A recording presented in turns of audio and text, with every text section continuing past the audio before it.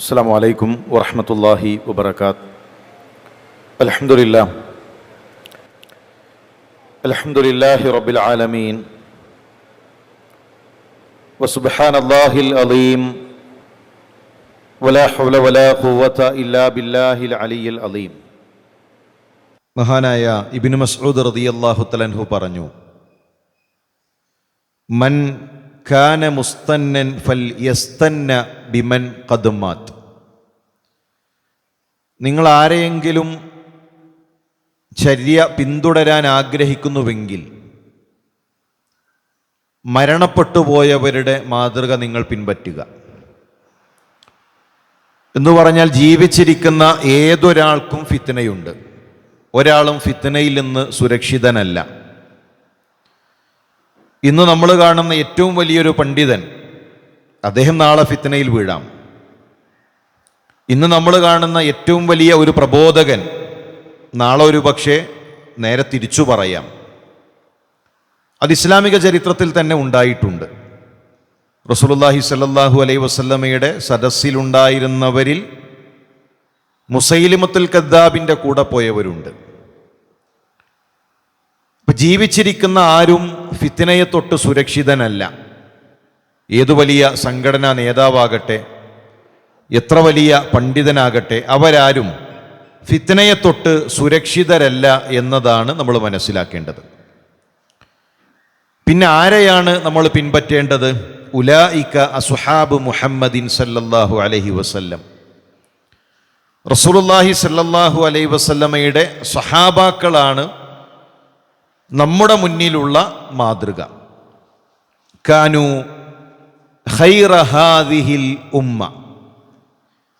ഈ ഉമ്മത്തിലെ ഏറ്റവും ശ്രേഷ്ഠരാണ് സ്വഹാബാക്കൾ. സ്വഹാബത്തിനോളം ശ്രേഷ്ഠതയുള്ള ഒരാളും തന്നെയില്ല. 1,00,000-ലധികം സ്വഹാബികളുണ്ട്. 2000-ഓളം സ്വഹാബത്തിൻ്റെ പേരുകളെ നമുക്കറിയൂ. പേര് പോലും നമുക്കറിയാത്ത ഏതാനും സമയം മാത്രം റസൂലുള്ളാഹി സ്വല്ലല്ലാഹു അലൈഹി വസല്ലമയുടെ കൂടെ ജീവിച്ചവരാണെങ്കിലും ആ സ്വഹാബത്തിൻ്റെ ഫളിലിലേക്ക്, സ്വഹാബത്തിൻ്റെ സ്ഥാനത്തേക്ക് നമ്മൾ എത്തുകയില്ല. ഒരിക്കൽ മഹാനായ ഹസനുൽ ബസ്രിയോട് ചോദിക്കപ്പെട്ടു, മുആവിയ റളിയല്ലാഹു തആല അൻഹുവിനാണോ സ്ഥാനം, ഉമർ ഇബ്നുൽ അബ്ദുൽ അസീസിനാണോ സ്ഥാനം? ഉമർ ഇബ്നുൽ അബ്ദുൽ അസീസിൻ്റെ സ്ഥാനം നമുക്കറിയാം. പലപ്പോഴും ആ പാട്ടുപോലും, അദ്ദേഹത്തെക്കുറിച്ചുള്ള പാട്ടുപോലും നമുക്ക് സുപരിചിതമാണ്. ഉണ്ട സഖി എന്ന് തുടങ്ങിയിട്ടുള്ള ആ പാട്ട് ഉമർ ഇബ്നുൽ അബ്ദുൽ അസീസിൻ്റെ ചരിത്രമാണ് പറയുന്നത്. അദ്ദേഹത്തിൻ്റെ ത്യാഗങ്ങളാണ്, അദ്ദേഹത്തിൻ്റെ പട്ടിണിയാണ്. ഇപ്പോൾ ഉമർ ഇബ്നുൽ അബ്ദുൽ അസീസിൻ്റെ മഹത്വം അറിയുന്നവരും കേട്ടവരുമാണ് നമ്മൾ. അദ്ദേഹത്തിനാണോ ഫളിൽ, മുആവിയക്കാണോ? അദ്ദേഹം നൽകിയ മറുപടി, മുആവിയ റളിയല്ലാഹു തആല അൻഹു റസൂലുള്ളാഹിയുടെ കൂടെ നടക്കുമ്പോൾ അദ്ദേഹത്തിൻ്റെ ഒട്ടകത്തിൻ്റെ മൂക്കിൽ തട്ടിയ പൊടിയുടെ സ്ഥാനം പോലും ഉമർ ഇബ്നുൽ അബ്ദുൽ അസീസിനില്ല. എന്ന് പറഞ്ഞാൽ ഒരു സ്വഹാബിയുടെ ഫളിലിലേക്ക് ഒരിക്കലും സ്വഹാബിയല്ലാത്ത ഒരാളെത്തില്ല.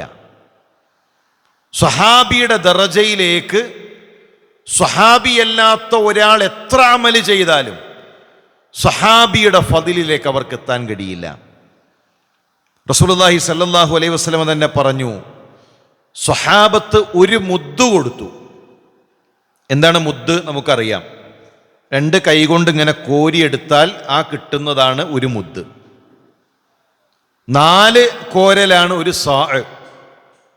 നോമ്പ് നോൽക്കാൻ കഴിയാത്തവർ അരസ ആണ് കൊടുക്കേണ്ടത്. അഥവാ 2 കോരൽ, ഒരു 1.5 കിലോ, ഒരു 1/300, അതാണ് ആ തൂക്കം വരിക. അപ്പൊ സ്വഹാബത്ത് ഒരു മുദ്ദ് കൊടുത്തു. ആ മുദ്ദ് എന്തുമാകാം. ഈത്തപ്പഴമാകാം, ഗോതമ്പാകാം, ബാർലിയാകാം, ചോളമാകാം, എന്തുമാകാം. നിങ്ങൾ ഉഹദ് മലയോളം സ്വർണം കൊടുത്തു. നമ്മൾ കൊടുത്തത് സ്വർണ്ണാണ്. നമ്മുടെ തൂക്കം ഉഹദ് മലയോളമാണ്. സ്വഹാബത്ത് കൊടുത്തത് ഒരു മുദ്ദാണ്. അത് സ്വർണ്ണല്ല, വെള്ളിയല്ല, ഗോതമ്പാണ്. സ്വഹാബത്തിൻ്റെ മുദ്ദിനോളം നിങ്ങളുടെ സ്വർണ്ണം എത്തൂല. നമ്മൾ എത്ര ചെയ്താലും സ്വഹാബത്തിനോളം ഫദിലില്ല, അവരുടെ ദറജയിലേക്ക് എത്തില്ല. ഇനി സ്വഹാബത്തിന്റെ മറ്റു പ്രത്യേകത എന്താണ്? അബർറഹ ഖുലൂബൻ, ഏറ്റവും ഭക്തിസാന്ദ്രമായ ഹൃദയമുള്ളവരാണ്. അവരെപ്പോലെ അള്ളാഹുവിനെ പേടിച്ചവരില്ല. സ്വഹാബത്തിനെ പോലെ ഒരു പേടി നമുക്ക് പേടിക്കാനും കഴിയില്ല. അത്ര പുണ്യമുള്ള ഹൃദയമാണ് അവരുടേത്. അഅ്മഖഹ ഇൽമൻ, ആഴമേറിയ വിജ്ഞാനമാണ് അവർക്ക്. സ്വഹാബത്തിന്റെ ഇൽമിലേക്ക് നമുക്കെത്താൻ കഴിയില്ല. വഅഖല്ലഹ തകല്ലുഫൻ, നാട്യങ്ങൾ അറിയില്ല. ഉള്ളിലൊന്നു വെച്ച് പുറത്തൊന്ന് അഭിനയിക്കാൻ അവർക്കറിയില്ല. അവരുടെ ഉള്ളും പുറവും ഒന്നാണ്. പുറമേ പുണ്യവാളന്മാരും ഉള്ളിൽ പിശാചിന്റെ കൂട്ടാളികളും അത് നമുക്ക് പറ്റും. സ്വഹാബത്തിനതില്ല. ഉള്ളിലൊരു സ്വഭാവം, പുറത്തൊരു സ്വഭാവം, അതില്ല. നാട്യങ്ങൾ അവർക്കറിയില്ല. ഖൗമുൻ ഇഖ്താറഹുമുല്ലാഹു ലിസുഹ്ബത്തി നബിയിഹി, സ്വഹാബത്തിനെ അള്ളാഹ് തിരഞ്ഞെടുത്തവരാണ്. റസൂലുള്ളാഹി സ്വല്ലല്ലാഹു അലൈഹി വസല്ലമയുടെ കൂടെ ജീവിക്കാൻ ഇഖ്താറഹുമുല്ലാഹ്, അള്ളാഹ് അവരെ തെരഞ്ഞെടുത്തു. നമ്മൾ കരുതിയിട്ടുള്ളത് സ്വഹാബത്ത് ഇങ്ങനെ ആ കാലഘട്ടത്തിൽ യാദൃശ്ചികമായി അവർ ജനിച്ചു, അതുകൊണ്ട് അവർ നബിയെ കണ്ടു, അതുകൊണ്ട് അവർ സ്വഹാബികളായി. നമ്മൾ യാദൃശ്ചികമായി ഈ കാലഘട്ടത്തിൽ ജനിച്ചു, അതുകൊണ്ട് നമുക്ക് നബിയെ കാണാൻ കഴിഞ്ഞില്ല. നമ്മൾ അന്ന് ജനിച്ചാൽ നമ്മളും ആ ദർജയിലേക്ക് എത്തുമായിരുന്നു. അതല്ല. ഇഖ്താറഹുമുല്ലാഹു ലിസുഹ്ബത്തി നബിയിഹി, റസൂലുള്ളാഹി സ്വല്ലല്ലാഹു അലൈഹി വസല്ലമയുടെ കൂടെ ജീവിക്കാൻ അള്ളാഹ് തിരഞ്ഞെടുത്തു. ലോകത്തുള്ള മുഴുവൻ മനുഷ്യരിലേക്കും നോക്കി റസൂലുള്ളാഹി സ്വല്ലല്ലാഹു അലൈഹി വസല്ലമയെ കാണാൻ, റസൂലുള്ളാഹി സ്വല്ലല്ലാഹു അലൈഹി വസല്ലമയുടെ കൂടെ ജീവിക്കാൻ അള്ളാഹ് തിരഞ്ഞെടുത്തവരാണ് സ്വഹാബികൾ. നമ്മൾ എന്തുകൊണ്ട് അന്ന് വന്നില്ല? നമ്മൾ അതിന് യോഗ്യരല്ല. നബിയെ കാണാൻ നമ്മൾ യോഗ്യരല്ല. നബിയുടെ കൂടെ ജീവിക്കാൻ നമ്മൾ യോഗ്യരല്ല. ആ ഫളിലിന് നമുക്ക് യോഗ്യതയില്ല. അതുകൊണ്ടാണ് നമ്മൾ ഈ തലമുറക്കാരായത്. അപ്പം ആ സ്വഹാബത്തിനെ കുറിച്ചാണ് നമ്മൾ പറയുന്നത്. അതുകൊണ്ട് തന്നെ വളരെ ഗൗരവത്തോടുകൂടെ അവർ സ്വീകരിച്ച രൂപത്തിൽ ഓരോ കാര്യങ്ങളും നമ്മളൊന്ന് ക്രമീകരിക്കണം എന്നതാണ് എനിക്ക് പറയാനുള്ളത്. ഒന്നാമത്തെ വിഷയം, അവരെങ്ങനെ റസൂലുള്ളാഹി സ്വല്ലല്ലാഹു അലൈഹി വസല്ലമയുടെ വാക്കുകളെ സ്വീകരിച്ചു. പ്രവാചകൻ ഒരു കാര്യം പറയുമ്പോൾ സ്വഹാബത്ത് എങ്ങനെ സ്വീകരിച്ചു, അങ്ങനെ ഇസ്ലാമിക കാര്യങ്ങൾ നമ്മൾ സ്വീകരിക്കണം. റസൂലുള്ളാഹി സ്വല്ലല്ലാഹു അലൈഹി വസല്ലം ഒരു കാര്യം പറയേണ്ട താമസം സ്വഹാബത്ത് അത് ജീവിച്ചു കാണിച്ചു തന്നു. നബി പറഞ്ഞ രൂപത്തിൽ ജീവിക്കുകയാണെങ്കിൽ എല്ലാം ലളിതാണ്, ഒന്നും പ്രയാസമില്ല. ഇസ്ലാമിലെ കല്യാണവും ഇസ്ലാമിലെ മരണവും ഒക്കെ ലളിതമാണ്. കല്യാണത്തിനൊരു പ്രയാസമില്ല, മരിച്ചോടത്തും ഒരു ഇടങ്ങേറില്ല, എല്ലാം ലളിതമാണ്. അബ്ദുറഹ്മാൻ ഇബ്നു ഔഫ് റളിയല്ലാഹു തആല അൻഹു, അബ്ദുറഹ്മാൻ ഇബ്നു ഔഫ് വലിയ ധനാഢ്യനാണ്, വലിയ സമ്പന്നനാണ്.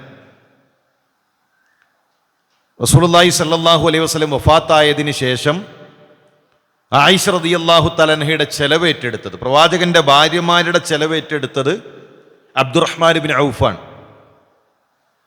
ആയിഷ ബീവി പറഞ്ഞിട്ടില്ല, അബ്ദുറഹ്മാൻ എന്തിനാണ് എൻ്റെ പൈസ? എൻ്റെ പൈസൻ്റെ ആവശ്യം എന്തിനാ? നബിൻ്റെ ഖബറിൻ്റെ റൂമിലില്ലേ, ആ ഖബറിൻ്റെ അരികിൽ കൊല്ലത്തിലൊരു സ്വലാത്ത് നടത്തിയാൽ, ഇടയ്ക്കൊരു ചന്ദനക്കുടം നടത്തിയാൽ, ഇടയ്ക്കൊരു പെട്ടിവരവ് നടത്തിയാൽ എനിക്ക് ജീവിക്കാനുള്ളത് കിട്ടൂലേ എന്ന് പറഞ്ഞിട്ടില്ല. ഖബറുകൊണ്ടൊരു വരുമാനവും നമ്മുടെ ഉമ്മ ഉണ്ടാക്കിയിട്ടില്ല. നമ്മുടെ ഉമ്മ എന്നല്ല, സ്വഹാബികളിൽ ഒരാളും ഒരു 5 പൈസ പോലും ഖബറുകൊണ്ട് ഉണ്ടാക്കിയിട്ടില്ല. ഖബർ അവർക്ക് ആഖിറത്തെ ഓർക്കാനായിരുന്നു, ഖബർ അവർക്ക് കണ്ണ് നനക്കാനായിരുന്നു, ഖബർ അവർക്ക് പരലോകത്തെ ഓർക്കാനായിരുന്നു. അതുകൊണ്ടാണ് മഹാനായ ഉസ്മാൻ ഇബ്നു അഫ്ഫാൻ ഖബറിൻ്റെ അരികിൽ വന്ന് നിന്ന് കഴിഞ്ഞാൽ കരയും, കണ്ണ് നനയും. മഹാനായ അബ്ദുറഹ്മാൻ ഇബ്നു ഔഫ് റളിയല്ലാഹു തൻ്റെ കല്യാണം കഴിഞ്ഞിട്ടുണ്ട്. ഇപ്പം നബി ഇങ്ങനെ നോക്കുമ്പോൾ ഷർട്ടിലുണ്ട് സ്ത്രീകൾ ഉപയോഗിക്കുന്ന സുഗന്ധം. സ്ത്രീകൾക്ക് മണിയറയിൽ സുഗന്ധം ഉപയോഗിക്കാം. പുറത്തേക്ക് അന്യപുരുഷന്മാർ ആകർഷിക്കുന്ന രൂപത്തിലുള്ള സുഗന്ധമാണ് വിരോധിച്ചത്. ഇപ്പോൾ അബ്ദുറഹ്മാന്റെ ഡ്രസ്സിലുണ്ട് സ്ത്രീകൾ ഉപയോഗിക്കുന്ന സുഗന്ധം. അപ്പം നബി ചോദിക്കാണ്, അബ്ദുറഹ്മാനെ കല്യാണം കഴിഞ്ഞോ? എൻ്റെ കല്യാണം കഴിഞ്ഞു അബ്ദുറഹ്മാൻ. നമ്മൾ ആലോചിക്കേണ്ടത് മദീനയിലെ ഖാദിയാണ് റസൂലുള്ളാഹി. മദീനയിലെ പള്ളി സെക്രട്ടറിയാണ്, പള്ളി പ്രസിഡന്റാണ്, ഖത്തീബാണ്, എല്ലാം അള്ളാഹിൻ്റെ റസൂലാണ്. ആ നബിനെ കല്യാണം വിളിച്ചിട്ടില്ല. അള്ളാഹിൻ്റെ റസൂല് കല്യാണം അറിഞ്ഞിട്ടില്ല. നബി അതോടുകൂടെ അബ്ദുറഹ്മാൻ എല്ലാ ബന്ധവും ഇതോടുകൂടെ തീർന്നു. നമ്മുടെ നാട്ടിൽ അങ്ങനെയാണ്. കല്യാണത്തിൻ്റെ സമയത്ത് മോളെ കല്യാണം കഴിപ്പിച്ച് അയച്ച വീട്ടിൽ നിന്ന് നേരിട്ട് വന്ന് വിളിച്ചിട്ടില്ലെങ്കിൽ അതോടുകൂടെ ബന്ധം തീർന്നു. കല്യാണം വിളിക്കണ്ട. സ്വർണ്ണം എടുക്കാൻ പോകുന്നത് മൂത്ത അമ്മോനെ വിളിച്ചിട്ടില്ലെങ്കിൽ അതിൻ്റെ പേരിൽ ബന്ധം മുറിഞ്ഞു. എടുത്ത ഡ്രസ്സ് അമ്മായിക്ക് കാണിച്ചു കൊടുക്കാത്തതിൻ്റെ പേരിൽ അതിൻ്റെ പേരിൽ ബന്ധം മുറിച്ചു. ഓരോ മാമൂലുകളാണ്. അബ്ദുറഹ്മാൻ ഇബ്നു ഔഫ് റളിയല്ലാഹു തൻ്റെ കല്യാണം അള്ളാഹിൻ്റെ റസൂൽ അറിഞ്ഞിട്ടില്ല. റസൂലുള്ളാഹി എന്തെങ്കിലും പരാതി പറഞ്ഞോ? ഔലിം വലൗ ബിഷാത്ത്. അബ്ദുറഹ്മാനെ ഏതായാലും കല്യാണം വിളിച്ചില്ല, എന്നാൽ ഒരു ആടിനെ അറുത്തിട്ടൊരു വലിയമെങ്കിലും കൊണ്ടാ, ചിലവെങ്കിലും കിട്ടട്ടെ. ചിലവ് കൊണ്ടാ നമ്മളെ ഭാഷയിൽ പറഞ്ഞാൽ. ജാബിർ റളിയല്ലാഹു തആല അൻഹു, അദ്ദേഹം ഉപ്പ ഉഹദിൽ ഷഹീദായി. 7 അനിയത്തിമാരാണ് താഴെ ഉള്ളത്. ഇപ്പൊ നബി ഒരിക്കൽ തട്ടിയിട്ട് ചോദിക്കാണ്, ജാബിറെ ഒരു പെണ്ണൊക്കെ കെട്ടണ്ടേ, കല്യാണമൊക്കെ കഴിക്കണ്ടേ? അപ്പം അദ്ദേഹത്തിൻ്റെ മറുപടി, നബിയെ കല്യാണം കഴിഞ്ഞിട്ടുണ്ട്. അപ്പം ആ കല്യാണവും പള്ളി സെക്രട്ടറി അറിഞ്ഞിട്ടില്ല, പള്ളി പ്രസിഡന്റ് അറിഞ്ഞിട്ടില്ല, ഖാദി അറിഞ്ഞിട്ടില്ല, റസൂലുള്ളാഹി അറിഞ്ഞിട്ടില്ല. ജാബിർ റളിയല്ലാഹു തന്റെ കല്യാണം അറിഞ്ഞിട്ടില്ല. ഇപ്പൊ നബി ചോദിക്കാണ്, ജാബിറെ എന്നാ കന്യകയാണോ അതല്ല വിധവയാണോ? നബിയെ ഒരു വിധവയാണ് കല്യാണം കഴിച്ചത്. എന്തു പറ്റി ജാബിറെ? ചെറുപ്പക്കാരനല്ലേ? ചെറുപ്പല്ലടാ, ഒരു കന്യകയെ കല്യാണം കഴിച്ചുകൂടായിരുന്നു? നബിയെ വീട്ടിൽ ചെറിയ പെങ്ങന്മാരാണ്, അവർക്കൊരു ഉമ്മയെ കൂടെയാണ് ഞാൻ തിരഞ്ഞെടുത്തത്. അള്ളാഹുവിൻ്റെ റസൂൽ സല്ലല്ലാഹു അലൈഹി വസല്ലം പ്രാർത്ഥിച്ചു. ഞാനിത് ആമുഖമായി പറഞ്ഞു വെക്കാനുള്ള കാരണം, ഇസ്ലാമിലെ ഏത് കാര്യവും ലളിതാണ്. ഇബാദത്താകട്ടെ, കല്യാണമാകട്ടെ, ആചാരങ്ങളാകട്ടെ, അതൊന്നും നമ്മളെ പ്രയാസപ്പെടുത്തുന്ന ഒന്നില്ല. നമ്മൾ കുറേ മാമൂലുകൾ ഉണ്ടാക്കി നമ്മൾ പ്രയാസത്തിലേക്ക് പോവുകയാണ്.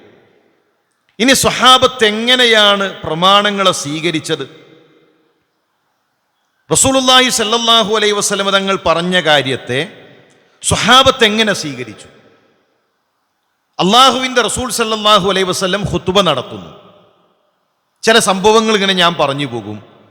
അതിൽ നിന്ന് നമ്മൾ എങ്ങനെ പ്രമാണം സ്വീകരിക്കണം, എങ്ങനെ സ്വഹാബത്ത് ദീന് സ്വീകരിച്ചു എന്ന് നമുക്ക് കിട്ടും. അള്ളാഹുവിൻ്റെ റസൂൽ സല്ലല്ലാഹു അലൈഹി വസല്ലം ഖുതുബ നടത്തുമ്പോൾ ഖുതുബയിൽ പറഞ്ഞു, ഇജ്ലിസൂ, നിങ്ങൾ ഇരിക്കണേ. ഫസമിഅ ദാലിക ഇബ്നു മസ്ഊദ്. ഇബ്നു മസ്ഊദ് റളിയല്ലാഹു തആല അൻഹു അത് കേട്ടു. കുറച്ച് വൈകിട്ടാണ് പള്ളിയിലേക്ക് വരുന്നത്. റസൂലുള്ളാഹി സ്വല്ലല്ലാഹു അലൈഹി വസല്ലം തങ്ങളുടെ ഖുതുബ എന്ന് പറഞ്ഞാൽ സാന്ദർഭികമായിരുന്നു. ആ ഖുതുബയിൽ പരിവർത്തനങ്ങളുണ്ടായി, മാറ്റങ്ങളുണ്ടായി. ഒരു എഴുതിയ സാധനം ഇങ്ങനെ വായിച്ചു പോവല്ല ചെയ്തത്. സ്വഹാബത്തിന്റെ ഖുതുബയും അങ്ങനെയാണ്. സ്വഹാബത്ത് അള്ളാഹിന്റെ റസൂൽ നടത്തിയ ഖുതുബ എഴുതിയിട്ട് ഇങ്ങനെ വായിക്കല്ലല്ലോ ചെയ്തത്. ഉമർ ഖത്താബ് റളിയല്ലാഹു തആല ഒരിക്കൽ ഖുതുബ നടത്താൻ, അപ്പോഴാണ് ഉസ്മാൻ ഇബ്നു അഫ്ഫാൻ വൈകി പള്ളിയിലേക്ക് വരുന്നത്. ഖുതുബയിൽ മിമ്പറിൽ നിന്ന് ഉമർ റളിയല്ലാഹു തആല ചോദിച്ചു, ഉസ്മാൻ ഇപ്പോഴാണോ പള്ളിയിലേക്ക് വരുന്നത്? ബാങ്ക് കൊടുത്തില്ലേ? ഖുതുബ ആരംഭിച്ചില്ലേ? ഇപ്പോഴാണോ വരുന്നത്? ഉസ്മാൻ ഇബ്നു അഫ്ഫാന്റെ മറുപടി, നബി ഉമറെ തോട്ടത്തിൽ പണിയിലായിരുന്നു, ബാങ്ക് കേട്ടപ്പോഴാണ് ഓർമ്മ വന്നത് ജുമുഅയാണല്ലോ, പണി അവിടെ നിർത്തി ഉടനെ ഞാൻ ഓടി വന്നു, വുളൂ ചെയ്തിട്ട് നേരെ ഇങ്ങോട്ട് വന്നു. അപ്പൊ ഒരു കാര്യം കൂടെ ഉമർ ഖത്താബ് പഠിപ്പിച്ചു കൊടുത്തു, വുളൂ ചെയ്തിട്ടേ ഉള്ളൂ, വെള്ളിയാഴ്ച കുളിക്കണമെന്നത് നബിയുടെ സുന്നത്തല്ലേ, താങ്കൾ കുളിച്ചിട്ടില്ലേ? ഒരു നന്മ കൂടെ ഉമർ ഖത്താബ് പഠിപ്പിച്ചു കൊടുത്തു. അതാണ് ഖുതുബ. മാറ്റമുണ്ടായി, പരിവർത്തനം ഉണ്ടായി. ഓരോ ഖുതുബ കഴിയുമ്പോഴും പുതിയ പുതിയ അമലുകൾ അവർ ചെയ്തു. ഇവിടെ സ്വഹാബി കരുതി, ഇബ്നു മസ്ഊദ് കരുതി നബി തന്നോടാണ് പറഞ്ഞത്. ആ വരുന്ന വഴിയിലിരുന്നു. ഫജലസ അലാ ബാബിൽ മസ്ജിദ്, ആ പള്ളിയുടെ വാതിലിൽ അദ്ദേഹം ഇരുന്നു.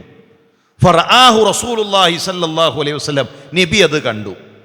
ഫഖാൽ തആൽ യാ അബ്ദുല്ലാഹി ഇബ്നു മസ്ഊദ്, ഓ അബ്ദുള്ള നിങ്ങൾ വരീൻ, അവിടെ ഇരിക്കല്ല, ഞാൻ ഖുത്ബയിൽ പറഞ്ഞതാണ് എന്ന് പറഞ്ഞ് റസൂലുള്ളാഹി സ്വല്ലല്ലാഹു അലൈഹി വസല്ലം അദ്ദേഹത്തെ വിളിപ്പിച്ചു. അപ്പൊ ഇരിക്കാൻ പറഞ്ഞു, അവിടെ ഇരുന്നു, വേറൊന്നും ആലോചിച്ചിട്ടില്ല. ഒരു സ്വഹാബി ഒരു സ്വർണ്ണമോതിരം ധരിച്ചിട്ടുണ്ട്. സ്വർണം പുരുഷന് ഹറാമാണ്. ഈ ഉമ്മത്തിലെ പുരുഷന്മാർക്ക് അത് 6 മാസമായ കുട്ടിയാകട്ടെ, 2 വയസ്സായ കുട്ടിയാകട്ടെ, 60 വയസ്സായ വല്ലിപ്പയാകട്ടെ, ആരാകട്ടെ, അത് പൂതിക്ക് വല്യമ്മാന്റെ പൂതിക്കൊന്ന് കെട്ടിയതാകട്ടെ, ഭാര്യ വീട്ടിൽ നിന്ന് കൊണ്ടുവന്നപ്പോൾ 2 ദിവസത്തിന് ഇട്ട് നോക്കിയതാകട്ടെ, പുരുഷനാണോ ഈ ഉമ്മത്തിലെ പുരുഷന്മാർക്ക് സ്വർണം ഹറാമാണ്, നിഷിദ്ധമാണ്. കുട്ടിക്ക് മതവിധി ബാധകല്ല, കുട്ടിക്ക് കുറ്റം കിട്ടില്ല. എന്നാൽ അത് ധരിപ്പിച്ച മാതാപിതാക്കൾ റബ്ബിന്റെ കോടതിയിൽ കുറ്റക്കാരാണ്. സ്വർണമോതിരം ഊരി നബി വലിച്ചെറിഞ്ഞു. എന്നിട്ട് അള്ളാഹുവിന്റെ റസൂൽ സല്ലല്ലാഹു അലൈഹി വസല്ലം ചോദിച്ചു, നരകത്തിൽ നിന്നുള്ള ഒരു തീജ്വാലയാണോ നിങ്ങൾ ആഗ്രഹിക്കുന്നത്? അദ്ദേഹം റസൂലുള്ളാഹി സല്ലല്ലാഹു അലൈഹി വസല്ലം പോയതിന് ശേഷം സഹാബികൾ പറയാണ്, ഹുദ് ഖാതമക് ഇൻതഫി ബിഹി, ആ സ്വർണ്ണമോതിരം എടുത്തോ, അതിൽ നിന്ന് എനിക്ക് ഉപകാരം എടുക്കാലോ. നിനക്ക് ധരിക്കാനല്ലേ വിരോധമുള്ളൂ, ഭാര്യക്ക് കൊടുക്കാലോ, പെൺകുട്ടികൾക്ക് കൊടുക്കാലോ, അത് വിറ്റ് അതിൻ്റെ പൈസ ഉപയോഗിക്കാലോ. അപ്പൊ അതെടുത്തോ, സ്വർണ്ണം എടുത്തോ. സ്വഹാബിയുടെ മറുപടി, ലാ വല്ലാഹ്, അല്ലാഹു തന്നെയാണ് സത്യം, ഇല്ല. ലാ ആഖുദുഹു അബദാ, അള്ളാന്റെ റസൂൽ സല്ലല്ലാഹു അലൈഹി വസല്ലം ഒഴിവാക്കിയ ഒന്നെൻ്റെ ജീവിതത്തിൽ ഇനിയില്ല. അള്ളാന്റെ റസൂലുള്ളാഹി വലിച്ചെറിഞ്ഞ ഒന്ന് ഞാൻ എടുത്തു കൊണ്ടുവരേ. ലാ വല്ലാ, അള്ളാഹു തന്നെയാണ് സത്യം, ഞാനത് ചെയ്യില്ല. ദീനിലെ ഒരു കാര്യം അറിയേണ്ട താമസം സ്വഹാബത്ത് മാറി, വഹ്യ് കിട്ടി അവർ മാറി. സമൂഹം എന്ത് കരുതും, നാട്ടുകാരെന്ത് ചിന്തിക്കും, ഒന്നുമില്ലല്ലോ. ഹിജാബിന്റെ ആയത്തിറങ്ങി. അടുത്ത സുബഹി നമസ്കാരം ആയിഷ റളിയല്ലാഹു തആല പറയുന്നുണ്ട്, സ്ത്രീകൾ അവർക്ക് സ്വന്തമായി ശരീരം മറക്കാൻ വസ്ത്രങ്ങളില്ലാത്തവർ കൂട്ടുകാരിയോട് കടം വാങ്ങിയിട്ട് വന്നു. കൂട്ടുകാരിൻ്റെ ഡ്രസ്സ് വാങ്ങിയിട്ടാണ് വന്നിട്ടുള്ളത്. അവർ ചിന്തിച്ചിട്ടില്ല, ഞാൻ ഈ ഡ്രസ്സ് ഏറ്റ് വന്നാൽ ഇത് ആമിനാൻ്റെ അതെന്ന് മനസ്സിലാവൂലേ, ഇത് ആയിഷാൻ്റെ അന്ന് മനസ്സിലാകൂലേ, ഒന്നുമില്ല.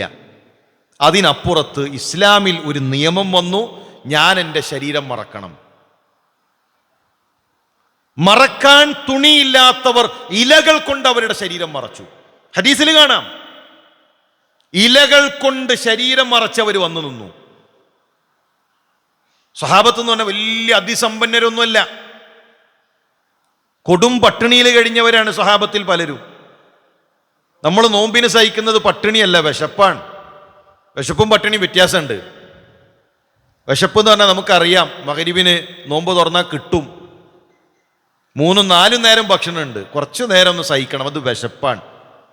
പട്ടിണി അതല്ല, എപ്പോൾ കിട്ടുമെന്നറിയില്ല, എപ്പോൾ കിട്ടുമെന്നറിയാത്ത ആ ഒരു പ്രയാസം ഉണ്ടല്ലോ, അതാണ് സ്വഹാബത്ത് അനുഭവിച്ചത്. 70 സ്വഹാബികളുടെ സമ്പാദ്യം എന്നുള്ളത് ഒരു ഇസാറാണ്. 70 സ്വഹാബത്തിന് ദുനിയാവിലുള്ളത് ഒരു ഇസാറു മാത്രം. ഇസാർ എന്ന് പറഞ്ഞാൽ ഉംറക്ക് പോകുന്നവരെ നമുക്ക് കണ്ടിട്ടുണ്ടാകും, അരയിലൊരു തുണി എടുക്കും, ചുമലിലൊരു തുണി ഇടും. അരയിലെടുക്കുന്ന തുണിയാണ് ഇസാർ, ചുമലിലിടുന്ന തുണിയാണ് റിദാ. 70 സ്വഹാബത്തിൻ്റെ ദുനിയാവിലെ സമ്പാദ്യം ഒരു ഇസാർ, ഒറ്റ തുണി. നിസ്കരിക്കുമ്പോൾ ചുമല് മറയണം. നബി പറഞ്ഞു, ആ തുണി ഒന്നിങ്ങനെ കഴുത്തിലൂടെ കെട്ടു, എന്നിട്ട് നിസ്കരിക്കൂ. സുജൂദിൽ പോയാൽ ഒരുപക്ഷെ ഔറത്ത് വെളിവാകും. അള്ളാന്റെ റസൂല് പറഞ്ഞു, പുരുഷന്മാർ സുജൂദിൽ നിന്ന് എഴുന്നേറ്റിട്ടല്ലാതെ സ്ത്രീകൾ സുജൂദിൽ നിന്ന് എഴുന്നേൽക്കരുത്. പുതക്കാനൊരു പുതപ്പ് അവർക്കില്ല, തലചായ്ക്കാനൊരു വീട് അവർക്കില്ല, വിശപ്പിന് ഭക്ഷണം അവർക്കില്ല. പക്ഷെ ആ പട്ടിണിയിൽ ദീൻ അവർക്ക് പ്രയാസമായിട്ടില്ല, ഒരു നിസ്കാരം അവർ നഷ്ടപ്പെടുത്തിയിട്ടില്ല. ആ സ്വഹാബത്ത് സ്വതക്ക ചെയ്തിട്ടുണ്ട്. ചിന്തിക്കാൻ കഴിയോ?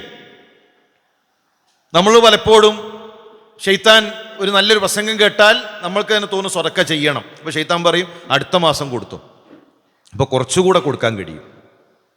ഇപ്പോൾ റമദാൻ്റെ തുടക്കമല്ലുള്ളിൽ അവസാനത്തെ 10 കുറച്ചുകൂടെ കൂലി കിട്ടും, അപ്പോൾ അവസാനത്തെ 10 കൊടുത്തു. ഇങ്ങനെ നീട്ടി കൊണ്ടുപോകും. സ്വഹാബത്തിന് എന്താ ഉള്ളത് ദുനിയാവിൽ? ഒരു ദിവസം ഒരു സഹാബി പള്ളിയിലേക്ക് വരാൻ ഒരു ബസൽ, ഒരു ഉള്ളിയാണ് കയ്യിലുള്ളത്, ഒറ്റ ഉള്ളി, ഒരു ഉള്ളി കൊണ്ടുണ്ട് പള്ളിയിലേക്ക് വരുന്നു സഹാബി. മറ്റൊരു സഹാബി ചോദിച്ചു, റസൂലുള്ളാഹി സല്ലല്ലാഹു അലൈഹി വസല്ലം ഉള്ളി തിന്ന് പള്ളിയിലേക്ക് വരരുത് എന്ന് പറഞ്ഞിട്ടില്ലേ?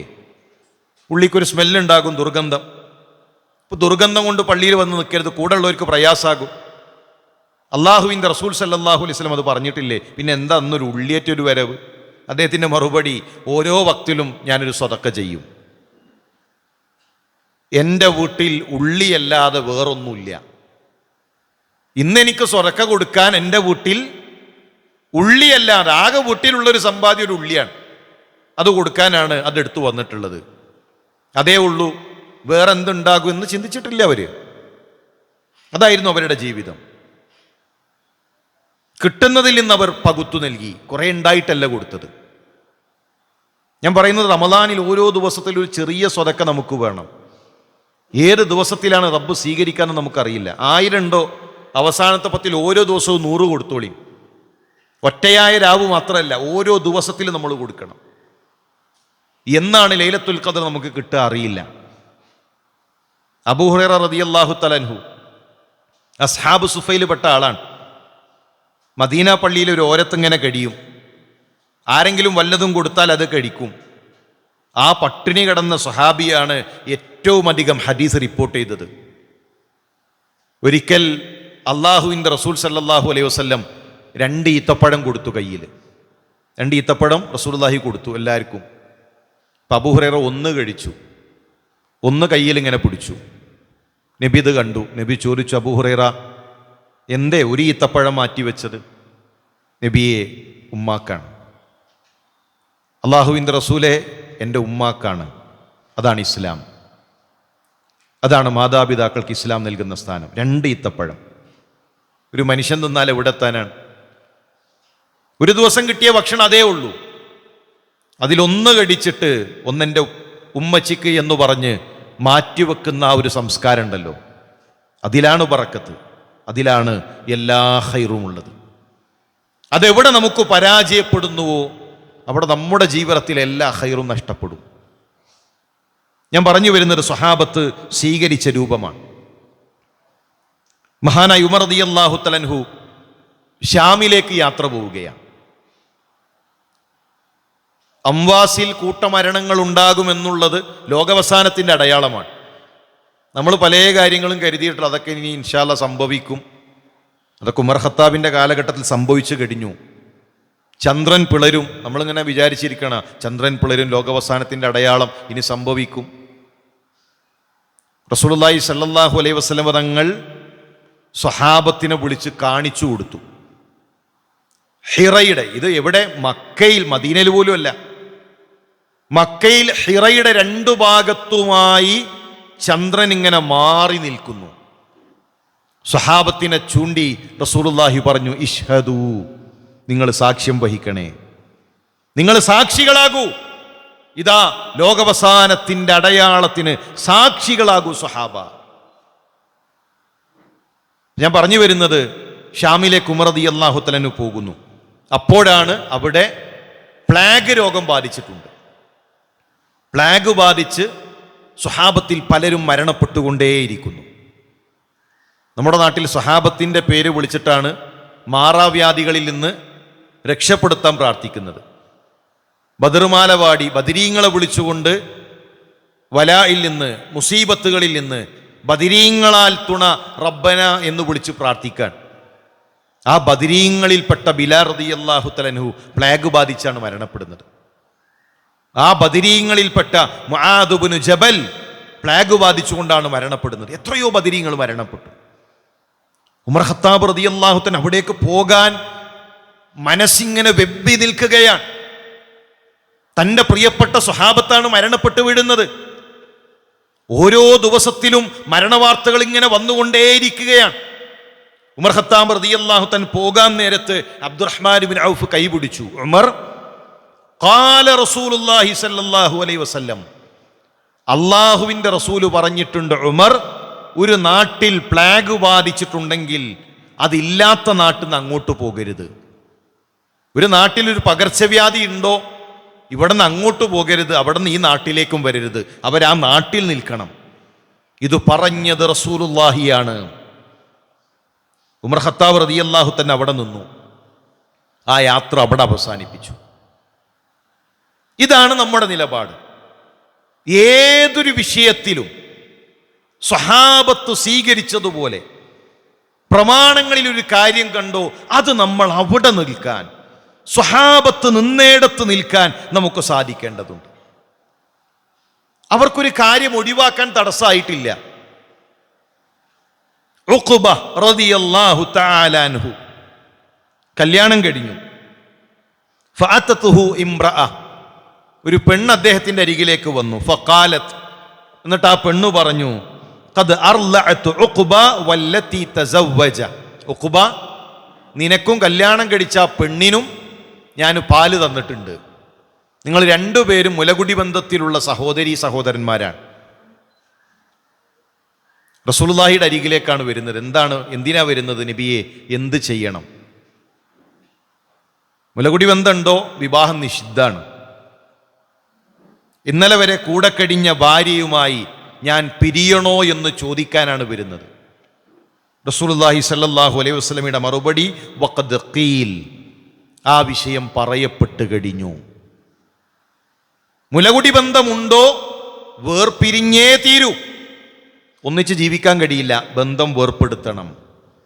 ഫഫാറഖഹ, അവർ അതോടുകൂടി ആ ബന്ധം വേർപ്പെടുത്തി എന്നാണ്. വീട്ടിലേക്ക് ചെന്ന് സ്വന്തം ഭാര്യയോട് നമുക്ക് പിരിയാം എന്നു പറയാൻ അവർക്ക് തടസ്സമായില്ല. അവര് പ്രാധാന്യം നൽകിയത് റസൂലുള്ളാഹി സ്വല്ലല്ലാഹു അലൈഹി വസല്ലമയുടെ കൽപ്പനകളാണ്. ഏത് വിഷയവും അങ്ങനെ തന്നെ. പ്രവാചകൻ സല്ലല്ലാഹു അലൈഹി വസല്ലം തങ്ങൾ ഒരു കൽപ്പന പറയേണ്ട താമസം അവർ അവരുടെ ജീവിതത്തിൽ നിന്ന് മാറ്റി. പിന്നെ അതുമായിട്ട് അവർക്ക് ബന്ധമില്ല. ഖൈബറിന്റെ വേളയിൽ മുസ്ലിമീങ്ങൾ ഉപരോധിക്കുകയാണ്. 1-2 ദിവസമല്ല ഉപരോധം, മാസങ്ങൾ നീണ്ടു നിൽക്കുന്ന ഉപരോധം. വിശപ്പ് സഹിക്കാൻ കഴിയുന്നില്ല. ആ സമയത്താണ് ഒരു കഴുതയെ സ്വഹാബത്ത് പിടിച്ച് അതിനറുത്ത് അതിനെ കറി വെച്ച്, കറി ഇങ്ങനെ തയ്യാറായി, കുറച്ച് ഹുബ്സുണ്ട്, ആ ഹുബ്സും കൂട്ടി സ്വഹാബത്ത് ഇങ്ങനെ കഴിക്കാൻ നിൽക്കാൻ.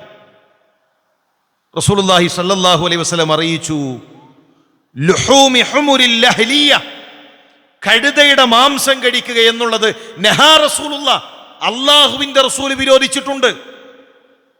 കഴുത മാംസം ഇതാ നിങ്ങൾക്ക് വിരോധിച്ചിട്ടുണ്ട്, അതുവരെ ഹലാലാണ്. ഏതെങ്കിലും സ്വഹാബി പറഞ്ഞു, നബി ഇത് ഭക്ഷണമല്ലേ, നമുക്ക് അങ്ങനെയാണ്, ബിദഅത്തിന്റെ ഭക്ഷണം കഴിക്കാൻ പാടില്ല, റസൂലുള്ളാഹി സ്വല്ലല്ലാഹു അലൈഹി വസല്ലം തങ്ങൾ പഠിപ്പിക്കാത്ത ദീനിലുണ്ടാക്കിയ ആചാരങ്ങളുടെ പേരിലുള്ള ഭക്ഷണങ്ങൾ പാടില്ല എന്ന് പറഞ്ഞാൽ നമുക്ക് ഭക്ഷണത്തിനോടൊരു ഭയങ്കര ബഹുമാനാണ്.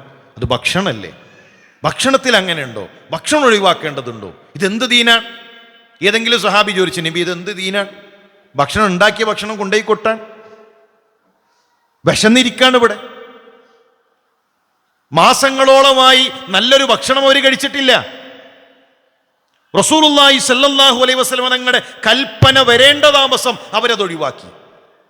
പിന്നെ അവരെ ജീവിതത്തിൽ അതില്ല. അവരാണ് സ്വഹാബാക്കൾ. റസൂലുള്ളാഹി സ്വല്ലല്ലാഹു അലൈഹി വസല്ലം തങ്ങൾ പഠിപ്പിച്ചതിൽ നിന്ന് റസൂലുള്ളാഹി വിരോധിച്ച ഒരു കാര്യം അവരുടെ ജീവിതത്തിൽ അവർ ചെയ്തിട്ടില്ല. എന്ത് റസൂലുള്ളാഹി കൽപ്പിച്ചോ അത് അവർ ചെയ്തു. ഒന്നും അവർക്ക് തടസ്സമായിട്ടില്ല. സ്വഹാബത്തിനൊന്നും തടസ്സമായിട്ടില്ല. ഉഹദ് യുദ്ധം കഴിഞ്ഞ് സ്വഹാബത്ത് തിരിച്ചു വരുന്നൊരു രംഗമുണ്ട് ചരിത്രത്തിൽ. നമ്മളൊക്കെ ഉഹദ് എന്ന് പറയുമ്പോൾ നമ്മൾ മനസ്സിലാക്കിയൊരു വേദനയല്ല ഉഹദ്. നമ്മുടെ വീട്ടിലൊരു മരണം നടന്നാൽ നമുക്ക് എത്ര ദുഃഖം ഉണ്ടാകും. നമ്മുടെ ഒരു പ്രിയപ്പെട്ട ഒരാളുടെ മരണം എത്ര നമ്മളെ ദുഃഖിപ്പിക്കും. ഉഹദിൽ 70 സ്വഹാബികളാണ് ഷഹീദായിട്ടുള്ളത്. 70ഓളം സ്വഹാബത്ത് രക്തസാക്ഷിയായിരിക്കുന്നു. ആ സ്വഹാബത്തിന്റെ ഖബറിൽ മണ്ണ് വാരിയിട്ട് ഖബറടക്കി സലാം പറഞ്ഞുകൊണ്ടാണ് സ്വഹാബത്ത് തിരിച്ചെത്തിയിരിക്കുന്നത്. റസൂലുള്ളാഹി സ്വല്ലല്ലാഹു അലൈഹി വസല്ലം പറഞ്ഞു, ഈ രാത്രി നിങ്ങൾ ഹംറാഉൽ അസദിലേക്ക് പോകണം, ഇന്നു പോകണം. ഉഹുദ് കഴിഞ്ഞ് തിരിച്ചു വന്നിട്ടേ ഉള്ളൂ. നമ്മളൊരു ദീനി ക്ലാസ്സിലേക്ക് വിളിക്കുമ്പോൾ 100 ന്യായങ്ങൾ പറഞ്ഞ് മാറിപ്പോകുന്നുണ്ടല്ലോ. ദീനി പ്രവർത്തനങ്ങളിൽ നിന്ന് പലപ്പോഴും കുതറി മാറുന്നുണ്ടല്ലോ. നമുക്ക് ഒരുപാട് തടസ്സങ്ങളാണ്. നമ്മുടെ കച്ചവടം, നമ്മുടെ തിരക്ക്, നമ്മുടെ എല്ലാം കഴിഞ്ഞിട്ടാണ് ദീനിന് നമ്മൾ സമയം കൊടുക്കുക. നമ്മുടെ എല്ലാ തിരക്കും കഴിഞ്ഞ്, നമ്മുടെ എല്ലാ കാര്യങ്ങളും കഴിഞ്ഞ്, ശരി ഒരു ശനി കുറച്ച് സമയം ഫ്രീ ഉണ്ട്, എന്നാൽ കുറച്ച് ദീനിന്. കൂട്ടരെ, നമ്മൾ ദീനിന് കൊടുക്കുന്നതേ പരലോകത്ത് കിട്ടുള്ളൂ. ഈ തിരക്കിൻ്റെ ഇടയിൽ നമ്മൾ ദീനിന് കൊടുത്തതേ ഖബറിൽ കിട്ടുള്ളൂ. സ്വഹാബത്തിനോട് പറയാണ്, ഈ രാത്രി നിങ്ങൾ പോകണം. ചരിത്രത്തിൽ കാണാം, കയ്യിന് വെട്ടേറ്റ സ്വഹാബത്തുണ്ട്, കയ്യിന് വെട്ടേറ്റവരാ കൂട്ടത്തിലുണ്ട്, കാലിന് വെട്ടേറ്റവരാ കൂട്ടത്തിലുണ്ട്. സ്വഹാബത്ത് ചോദിച്ചു, നബിയെ, ഈ അറ്റുതൂങ്ങുന്ന കാലുകളുമായിട്ട് പുറപ്പെടണമെന്നാണോ റബ്ബിന്റെ കൽപ്പന? ഈ അറ്റുതൂങ്ങുന്ന കൈകളുമായി, രക്തമുണങ്ങാത്ത മുറിപ്പാടുകളുമായി പോകണമെന്നത് റബ്ബിന്റെ കൽപ്പനയാണോ? സുബൈ നിസ്കരിക്കുമ്പോൾ കൂടെ ഹംസ റളിയല്ലാഹു തആല അൻഹു ഉണ്ട്. ഇപ്പൊ കൂടെ ഹംസ ഇല്ല. പ്രിയപ്പെട്ട ഹംസയോട് അവസാനത്തെ സലാം പറഞ്ഞ് തിരിച്ചു വന്നവരാണവർ. സുബഹി നമസ്കാരത്തിന് പ്രിയപ്പെട്ട മുസ്അബ് അവരുടെ കൂടെയുണ്ട്. മുസ്അബ് റളിയല്ലാഹു തആല അൻഹുവിനോട് അവസാനത്തെ സലാം പറഞ്ഞ് തിരിച്ചു വന്നവരാണവർ. അബ്ദുല്ലാഹ് ഇബ്നു ജഹ്ശ് അവരുടെ കൂടെയില്ല. ശരീരത്തിലെ മുറിവിനേക്കാൾ മാരകമായ ആഴമേറിയ മുറിവ് അവരുടെ ഹൃദയത്തിലുണ്ട്. ഒറ്റ ചോദ്യമേ ഉള്ളൂ സ്വഹാബത്തിന്, നബിയെ, അല്ല പറഞ്ഞതാണോ, റബ്ബിന്റെ കൽപ്പനയാണോ? അതേ എന്ന് പറഞ്ഞപ്പോ ഒരു കാലില്ലാത്തവൻ കൂട്ടുകാരന്റെ ചുമലിൽ കൈവച്ച് വേച്ചുകൊണ്ട് ആ രാത്രി അവർ യാത്ര തിരിച്ചു. ഉഹദിൽ പങ്കെടുക്കാത്ത ഒരു സ്വഹാബി മാത്രമാണ് ഹംറാഉൽ അസദിൽ പങ്കെടുത്തത്. ബാക്കി മുഴുവൻ ആളുകളും ഉഹദിൽ പങ്കെടുത്തവരാണ്. അതാണ് സ്വഹാബത്ത്. അവർക്ക് തടസ്സമുണ്ടായിട്ടില്ല, അവർക്കൊന്നും പ്രശ്നമായിട്ടില്ല. അവർക്കൊരൊറ്റ വിഷയമേ ഉള്ളൂ, അവരെ പരലോകം. ദുനിയാവൊന്നും അവരുടെ വിഷയമായിട്ടില്ല. അവരുടെ വിഷയം ആഖിറമായിരുന്നു, അവരുടെ വിഷയം പരലോകമായിരുന്നു. സഹോദരന്മാരെ, ആ ഒരു ചിന്ത നമുക്ക് വേണം. അവർ നിഷ്കളങ്കമായിട്ടാണ്, അവർ അല്ലാഹുവിന് വേണ്ടിയിട്ടാണ് പണി ചെയ്തത്. നഹാവന്ത് യുദ്ധം കഴിഞ്ഞ് ഒരു സഹാബി ഓടി വരുന്നുണ്ട് ഉമർ റളിയല്ലാഹു തൻ്റെ അരികിലേക്ക്. വന്നിട്ട് പറയാണ്, ഉമറേ, ഇന്ന ആളുകളൊക്കെ രക്തസാക്ഷിയായി, ഇന്ന ആളുകളൊക്കെ മരണപ്പെട്ടു. എന്നിട്ട് അദ്ദേഹം പറഞ്ഞൊരു വാക്ക്, ഉമറേ, വേറെ ചില ആളുകളുണ്ട്, അവരുടെ പേരൊന്നും ഉമറിനറിയില്ല. അവരുടെ പേരൊന്നും ഉമറെ ഞാൻ പറയുന്നില്ല. പറഞ്ഞിട്ട് ഉമറിന് അറിയില്ലല്ലോ. വഹുവ യബ്ഖി, ഉമർ റളിയല്ലാഹു തആല പൊട്ടിക്കരയാൻ തുടങ്ങി. എന്നിട്ട് ഉമർ റളിയല്ലാഹു തആല ചോദിച്ചൊരു ചോദ്യമുണ്ട്, ലാ യദുർറുഹും അല്ലാ യഅരിഫഹും ഉമർ. ആ മനുഷ്യരുടെ പേര് ഉമറിനറിയില്ല എന്നതുകൊണ്ട് അവർക്കെന്ത് നഷ്ടം? ആ മരണപ്പെട്ടവരുടെ പേര് ഉമറിനറിയില്ല എന്നതുകൊണ്ട് അവർക്കെന്ത് ഉപദ്രവമാണോ ഉള്ളത്? ലാകിൻ അല്ലാഹു യഅരിഫുഹും, റബ്ബ് അവരെ അറിയുന്നില്ലേ? അല്ലാഹ് അവരെ അറിയുന്നില്ലേ? ആ ഒരു ചിന്തയാണ് നമുക്ക് വേണ്ടത്. ഇന്ന് അവര് പരിഗണിച്ചില്ല, ഇവര് പരിഗണിച്ചില്ല, എനിക്ക് സ്ഥാനം കിട്ടിയില്ല, ഞാൻ വന്നിട്ടും വേണ്ട രൂപത്തിൽ എന്നെ സ്വീകരിച്ചില്ല, അതുകൊണ്ട് ഞാനില്ല, അതുകൊണ്ട് ഞാൻ മാറിപ്പോകുന്നു. കൂട്ടരെ, അല്ലാഹു യഅരിഫുഹും, റബ്ബ് കാണുന്നു. ആ ഒരു ചിന്തയാണ് വേണ്ടത്. ആരും സ്വീകരിക്കണ്ട. ദുനിയാവിൽ ഒരാളുടെ പേരും ഒരാളുടെ പ്രശസ്തിയും ഒരാളുടെ നല്ല വാക്കും ഒന്നും വേണ്ട. പടച്ചോൻ കാണണം, റബ്ബ് സ്വീകരിക്കണം. അള്ളാഹുവിനെ കണ്ടുമുട്ടുന്ന ഒരു ദിവസം, ആ ദിവസത്തെ കൊതിച്ചുകൊണ്ട് പണിയെടുക്കാൻ നമുക്ക് സാധിക്കണം. ഉമർ ഖത്താബ് റളിയല്ലാഹു തന്റെ ഭരണകാലഘട്ടത്തിൽ മുസ്ലിം സേനാനായകനായി ഖാലിദ് ഇബ്നു വലീദിനെ മാറ്റി. ആരാണ് ഖാലിദ്? ഖാലിദ് ആരാണ്? ഖാലിദ് ഇബ്നു വലീദ് ഇസ്ലാം സ്വീകരിച്ചപ്പോൾ റസൂലുള്ളാഹി പറഞ്ഞൊരു വാക്കുണ്ട്, മക്കയുടെ കരളിനെ നൽകിയിരിക്കുന്നു. ഇന്ന് ഇസ്ലാമിലേക്ക് വന്നത് മക്കയുടെ കരളാണ്. മക്കയുടെ കരളിതാ ഇസ്ലാം സ്വീകരിച്ചിരിക്കുന്നു. അതാണ് ഖാലിദ്. ഫസ്അലു അൻ കുല്ലി നസ്രിൻ ഖാലിദ. നിങ്ങൾക്ക് പോരാട്ടങ്ങളുടെ ചരിത്രം അറിയണമോ? ഖാലിദിന്റെ ചരിത്രം നിങ്ങൾ വായിക്കൂ. ഖാലിദ് ഇബ്നു വലീദ് ഒരു യുദ്ധത്തിൽ തോറ്റിട്ടില്ല, ഇസ്ലാമിലും തോറ്റിട്ടില്ല, ജാഹിലിയത്തിലും തോറ്റിട്ടില്ല. ജാഹിലിയത്തിൽ ഉഹദിൽ മുസ്ലിമീങ്ങൾക്കെതിരെ വന്നു, മുസ്ലിമീങ്ങൾ പരാജയപ്പെട്ടു. ജാഹിലിയത്തിൽ മുസ്ലിമീങ്ങൾക്കെതിരെ യുദ്ധം ചെയ്ത യുദ്ധങ്ങളിലെല്ലാം ഇസ്ലാമിന് പരാജയം. ഇസ്ലാം സ്വീകരിച്ച് ഇസ്ലാമിന് വേണ്ടി പോരാടിയ പോരാട്ടങ്ങളിലെല്ലാം ശത്രുക്കൾ പരാജയപ്പെട്ടു. അങ്ങനെയുള്ള വീരശൂര പരാക്രമി ഖലീഫ കഴിഞ്ഞാൽ സേനാനായകനാണ്. അപ്പോഴാണ് ഉമർ ഖത്താബ് റളിയല്ലാഹു തന്റെ ഒരു കത്ത്, ഖാലിദ് ഇബ്നു വലീദിനെ അധികാരത്തിൽ നിന്ന് മാറ്റണം, പകരം അബൂ ഉബൈദയെ സേനാനായകനായി നിശ്ചയിക്കണം. ശരി, ഇനി മുതൽ ഞാൻ പുതിയൊരു ടീമാണ്, എന്നെ അധികാരത്തിൽ നിന്ന് മാറ്റി, എന്നെ പരിഗണിച്ചില്ല, എന്തെങ്കിലും ഉണ്ടോ? എന്തെങ്കിലും അവർക്കിടയിലുണ്ടോ? സേനാനായകന്റെ സ്ഥാനത്ത് നിന്നിറങ്ങി ഒരു സാധാരണ അണിയായി താഴെ നിന്ന് പ്രവർത്തിക്കുന്ന ഖാലിദ് ഇബ്നു വലീദിനെ കാണാം. അദ്ദേഹം പറഞ്ഞൊരു വാക്ക്, അബൂ ഉബൈദ, ഉമറിന് വേണ്ടിയിട്ടല്ല ഖാലിദ് യുദ്ധം ചെയ്തിട്ടുള്ളത്, ഞാൻ എൻ്റെ റബ്ബിന് വേണ്ടിയിട്ടാണ്. പ്രിയമുള്ളവരെ, ആ ഒരു ചിന്തയാണ് നമ്മുടെ മനസ്സിലുണ്ടാകേണ്ടത്. ജീവിതത്തിൻ്റെ ഏത് ഘട്ടത്തിലും പടച്ച റബ്ബിന് വേണ്ടി. അതാണ് നമ്മുടെ മുൻഗാമികളുടെ മാതൃക. വേറൊന്നും അവരാഗ്രഹിച്ചിട്ടില്ല. അവരുടെ രഹസ്യമായിരുന്നു മനോഹരം. പരസ്യത്തേക്കാൾ നമ്മൾ പലപ്പോഴും പരസ്യത്തിൽ നമ്മൾ ഉഷാറാണ്. പരസ്യത്തിൽ പള്ളിയിൽ നമ്മൾ ഉഷാറാണ്, നിസ്കാരത്തിൽ നമ്മൾ ഉഷാറാണ്, മീറ്റിങ്ങിൽ നമ്മൾ ഉഷാറാണ്. പക്ഷെ നമ്മുടെ മൊബൈൽ നമുക്ക് പറയാൻ കഴിയുമോ നമ്മൾ അതിൽ സുരക്ഷിതരാണ് എന്ന്? പ്രബോധന രംഗത്തുള്ളൊരു സഹോദരൻ, അദ്ദേഹം മരണപ്പെട്ടപ്പോൾ ആ മോർച്ചറിയുടെ പുറത്ത് കാത്തു നിൽക്കുന്ന ഒരു സമയത്ത് അദ്ദേഹത്തിൻ്റെ ഷർട്ടിൽ നിന്നുള്ള സാധനങ്ങൾ ഇങ്ങനെ മാറ്റിയിട്ട് ഒരു സഹപ്രവർത്തകന്റെ കയ്യിൽ കൊടുത്തപ്പോൾ പൊട്ടിക്കരഞ്ഞിട്ട് അദ്ദേഹം ഇങ്ങനെ മാറിപ്പോയി. അപ്പം അദ്ദേഹം മാറി നിന്നിട്ട് കരയാണ്. ഞാൻ നോക്കിയപ്പോൾ എന്താണ് സംഗതി? ആ പോക്കറ്റിൽ നിന്നൊരു ലഹരിപ്പൊതിയാണ്. നമുക്ക് ചിന്തിക്കാൻ കഴിയുമോ? നമ്മൾ മരണപ്പെടുന്ന രൂപത്തിലല്ലേ റബ്ബ് നമ്മളെ ഉയർത്തെഴുന്നേൽപ്പിക്കുക? എങ്ങനെയാണ് നമ്മുടെ മരണം? അങ്ങനെയല്ലേ റബ്ബ് നമ്മളെ കൊണ്ടുവരിക? സ്വഹാബത്തോ, അവരുടെ രഹസ്യമാണ് മനോഹരം.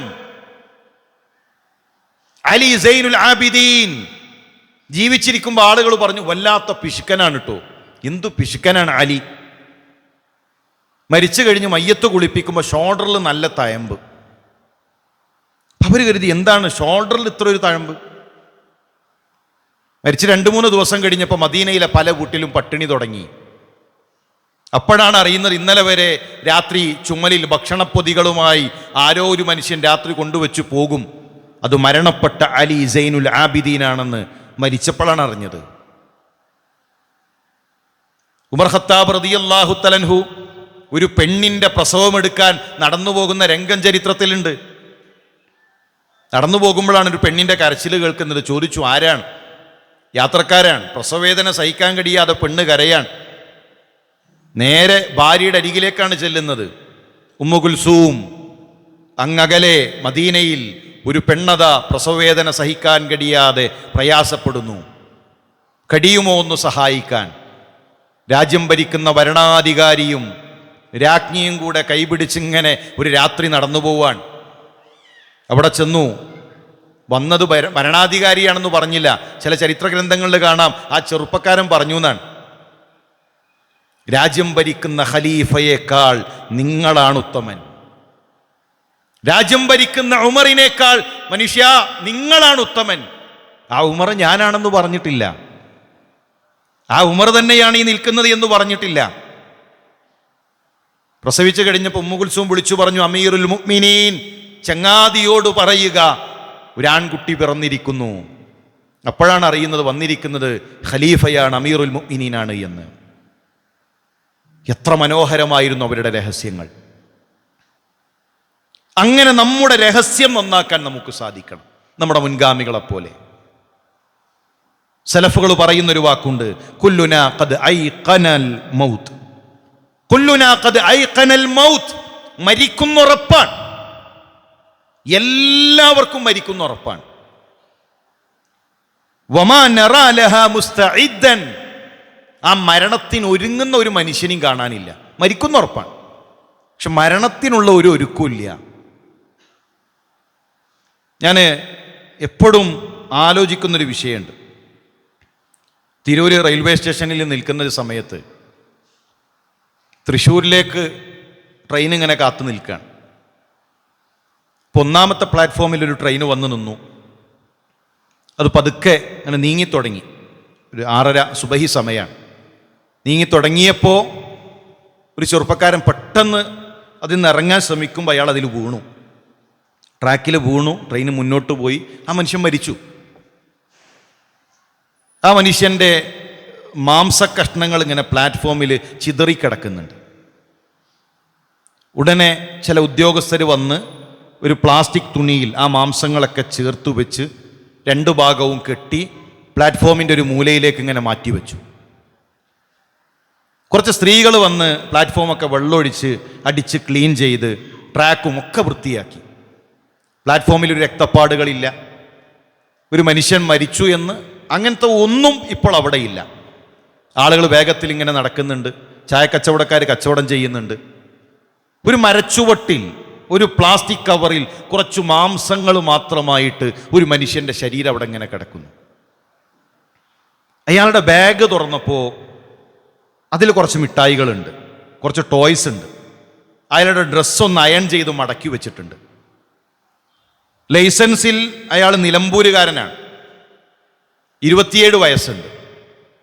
അപ്പം നിങ്ങൾ ആലോചിച്ചിട്ടുണ്ടോ, ഒരു രാവിലെ ഒരു 6:30 വരെ നമ്മളെപ്പോലെ മക്കളെ കാണാൻ കൊതിയുള്ള, നമ്മളെപ്പോലെ ഭാര്യയെ കാണാൻ ആഗ്രഹമുള്ള, തിരൂരിറങ്ങി മഞ്ചേരി ബസ് കയറി, മഞ്ചേരിയിൽ നിന്ന് നിലമ്പൂർ ബസ് കയറി 8:30 വീട്ടിലെത്തും എന്ന് നമ്മളെപ്പോലെ പ്ലാന് കാണുന്ന ഒരു മനുഷ്യൻ ഒരു കണ്ണിമ വെട്ടുന്ന നേരം കൊണ്ട് ആ മനുഷ്യൻ്റെ അവസ്ഥ മാറില്ലേ? ഒരു കണ്ണിമ വെട്ടുന്ന നേരം കൊണ്ട് ആ മനുഷ്യന്റെ സാഹചര്യങ്ങൾ മാറുകയല്ലേ? പിന്നെ എന്താണ് കൂടെയുള്ളത്? പിന്നെന്താ ഉള്ളത്? പിന്നെ അയാൾ ചെയ്ത അമലുകളേ ഉള്ളൂ. ഖബർ എന്ന് പറഞ്ഞാൽ ഞാനും എൻ്റെ അമലും, അതാണ് ഖബർ. വേറൊന്നുമില്ല ഖബറിൽ. വേറെന്തെങ്കിലും ഉണ്ടോ ഖബറിൽ? നമ്മളും നമ്മുടെ അമലുകളും മാത്രം. വമാ നറാ ലഹാ മുസ്തഇദ്ദൻ. അതിനൊരുങ്ങുന്ന ആരെയും കാണുന്നില്ലല്ലോ. അലി റളിയല്ലാഹു തആല അൻഹു ബഖീയിലെത്തി. ബഖീ എന്ന് പറഞ്ഞാൽ ഇന്ന് മദീന പള്ളിയോട് ചേർന്നിട്ടാണ്. അന്ന് മസ്ജിദുൻ നബവിയിൽ നിന്ന് 1/2 കിലോമീറ്റർ അപ്പുറത്താണ് ബഖീ. ഇന്നത്തെ മസ്ജിദുൻ നബവി അല്ല, അന്നത്തെ മസ്ജിദുൻ നബവി. അന്ന് മസ്ജിദുൻ നബവി എന്ന് പറഞ്ഞാൽ 20 മീറ്റർ നീളാണ്.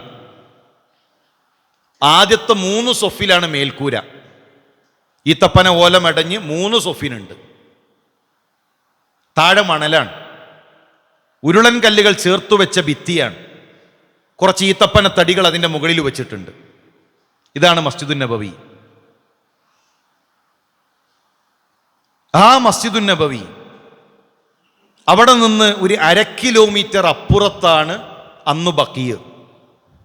ബഖീയിലേക്ക് അലി റളിയല്ലാഹു തആല വരാൻ വന്നിട്ട് അദ്ദേഹം പൊട്ടിക്കരയുകയാണ്. എന്നിട്ട് അലി റളിയല്ലാഹു തആല പറയുന്ന വാക്ക്, അസ്സലാമു അലൈക്കും യാ അഹ്ലൽ മഖാബിർ. ഖബറാളികളെ, നിങ്ങൾക്ക് അല്ലാഹുവിൻ്റെ രക്ഷയും സമാധാനവും ഉണ്ടാകട്ടെ. അഖ്ബാറു മാ ഇൻദനാ മിൻകും. നിങ്ങളെക്കുറിച്ച് ചില വാർത്തകൾ അലി അറിഞ്ഞിട്ടുണ്ട്. ഈ ഖബറിനരികിൽ അലി വന്നു നിൽക്കാനുള്ള കാരണം ചില കാര്യങ്ങൾ ഞാൻ അറിഞ്ഞിട്ടുണ്ട്. അന്ന നിസാഅക്കും ഖദ് തസവ്വജ്ന. ഭർത്താക്കന്മാരെ, ഭാര്യമാരുടെ കല്യാണം കഴിഞ്ഞു. ഖബറിൽ കിടക്കുന്ന ഭർത്താക്കന്മാരെ, ഭാര്യമാരുടെ കല്യാണം കഴിഞ്ഞു. ജീവിതത്തിൽ ഭാര്യയ്ക്ക് വേണ്ടിയിട്ടായിരുന്നു. സുന്നത്ത് എടുക്കാൻ തടസ്സം ഭാര്യയായിരുന്നു. ദീനീ പ്രവർത്തനത്തിന് തടസ്സം ഭാര്യയായിരുന്നു. ഇന്ന് നിങ്ങൾ ഖബറിലാണ്. മറ്റൊരുത്തൻ മഹർ കൊടുത്ത് സ്വീകരിച്ച് നിങ്ങൾ കിടന്ന കിടക്കയിൽ മറ്റൊരുത്തന്റെ കൂടെ നിങ്ങളുടെ ഭാര്യ അന്തിയുറങ്ങുകയാണ്. ഭാര്യമാരെ, ഭർത്താക്കന്മാരുടെ കല്യാണം കഴിഞ്ഞു. അംവാലുക്കും ഖദ് ഖുസിമത്, ധനികന്മാരെ, സമ്പന്നരെ, സമ്പത്ത് വീതിച്ചു കഴിഞ്ഞു. നമ്മുടെ ഷർട്ട് വരെ, നമ്മുടെ ഡ്രസ്സ് വരെ അത് മറ്റുള്ളവരുടേതാകും. അവസാനം മക്കൾ പറയും, ആ ഡ്രസ്സ് ഏതെങ്കിലും പാവങ്ങൾക്ക് കൊടുക്കണമെങ്കിൽ കൊടുക്കാം. നമ്മൾ ധരിച്ച ഷർട്ട് വരെ, നമ്മുടെ ചെരുപ്പ് വരെ മറ്റുള്ളവർ കൊണ്ടുപോകും. മൊബൈൽ മക്കൾ കൊണ്ടുപോകും, സ്വത്ത് മക്കൾ കൊണ്ടുപോകും. സുമ്മബക്ക, പിന്നീട് അലി റളിയല്ലാഹു അൻഹു പൊട്ടിക്കരയുകയാണ്. എന്നിട്ട് അദ്ദേഹം പറയുന്നത്, ലവിസ്തതാഉ വനുജീബു, ഖബറാളികൾക്ക് ഉത്തരം നൽകാൻ കഴിയുമായിരുന്നുവെങ്കിൽ, ഖബറാളികൾ കേൾക്കില്ല, അലിയുടെ സംസാരം അവർ കേൾക്കില്ല. കേൾക്കുമായിരുന്നുവെങ്കിൽ ലഖാലു, അവരൊന്നടങ്കം പറയുമായിരുന്നു, അന്ന ഖൈറസ്സാരി തഖ്വ, അലിയെ, തഖ്വയാണ് ഈ ഖബറിൽ ഞങ്ങൾക്ക് ഉപകാരപ്പെടുന്നത്. അതേ കിട്ടുള്ളൂ, അതേ നമ്മുടെ ഖബറിലേക്ക് എത്തുകയുള്ളൂ. ഞാൻ ഏറ്റവും അധികം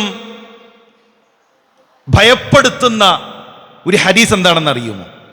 ഏറ്റവും അധികം പേടി തോന്നുന്ന ഒരു ഹദീസ്.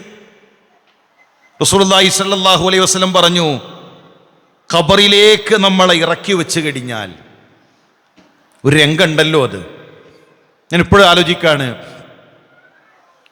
കരമനയിൽ ഞാൻ പഠിപ്പിക്കുന്നൊരു വിദ്യാർത്ഥിയുടെ ഉമ്മ മരണപ്പെട്ടപ്പോൾ ആ പള്ളിയിൽ ഒരു തറാവി നമസ്കാരം കഴിഞ്ഞിട്ടാണ് മയ്യത്ത് നിസ്കാരം നടക്കുന്നത്. 36 വയസ്സാണ് ആ സ്ത്രീയുടെ പ്രായം. മോനെ ഹിഫ്ളിന് ചേർത്തി, ആ കുട്ടി ഹാഫിലായി. ആ ഉമ്മാക്ക് ആ മകൻ്റെ എല്ലാ ഹൈറും ആ ഉമ്മക്ക് നൽകി നാളെ സ്വർഗത്തിൽ ഉന്നതമായ ആദരവുകൾ നൽകുമാറാകട്ടെ.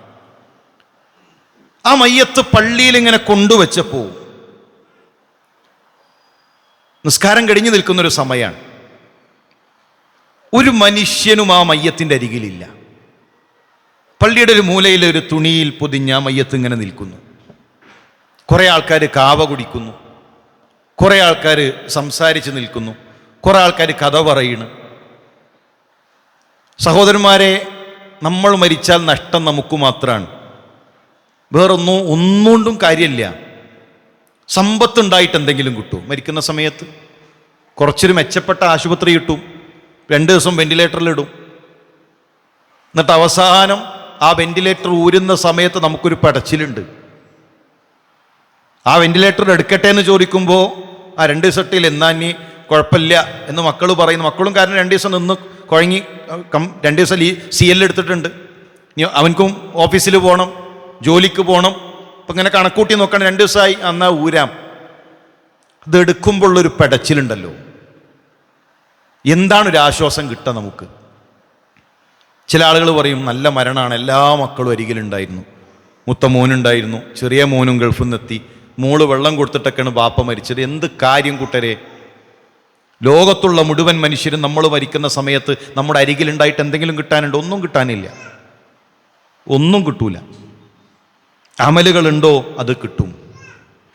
റസൂലുള്ളാഹി പറഞ്ഞ ഹദീസിൽ കാണാം, ഖബറിലേക്ക് മനുഷ്യനെങ്ങനെ ഇറക്കി വെച്ച് കല്ലുകൾ കൊണ്ട് മൂടി മണ്ണുകളിട്ട് ഓരോ മനുഷ്യരിങ്ങനെ തിരിച്ചു പോകും, ആളുകളിങ്ങനെ തിരിച്ചു പോകും.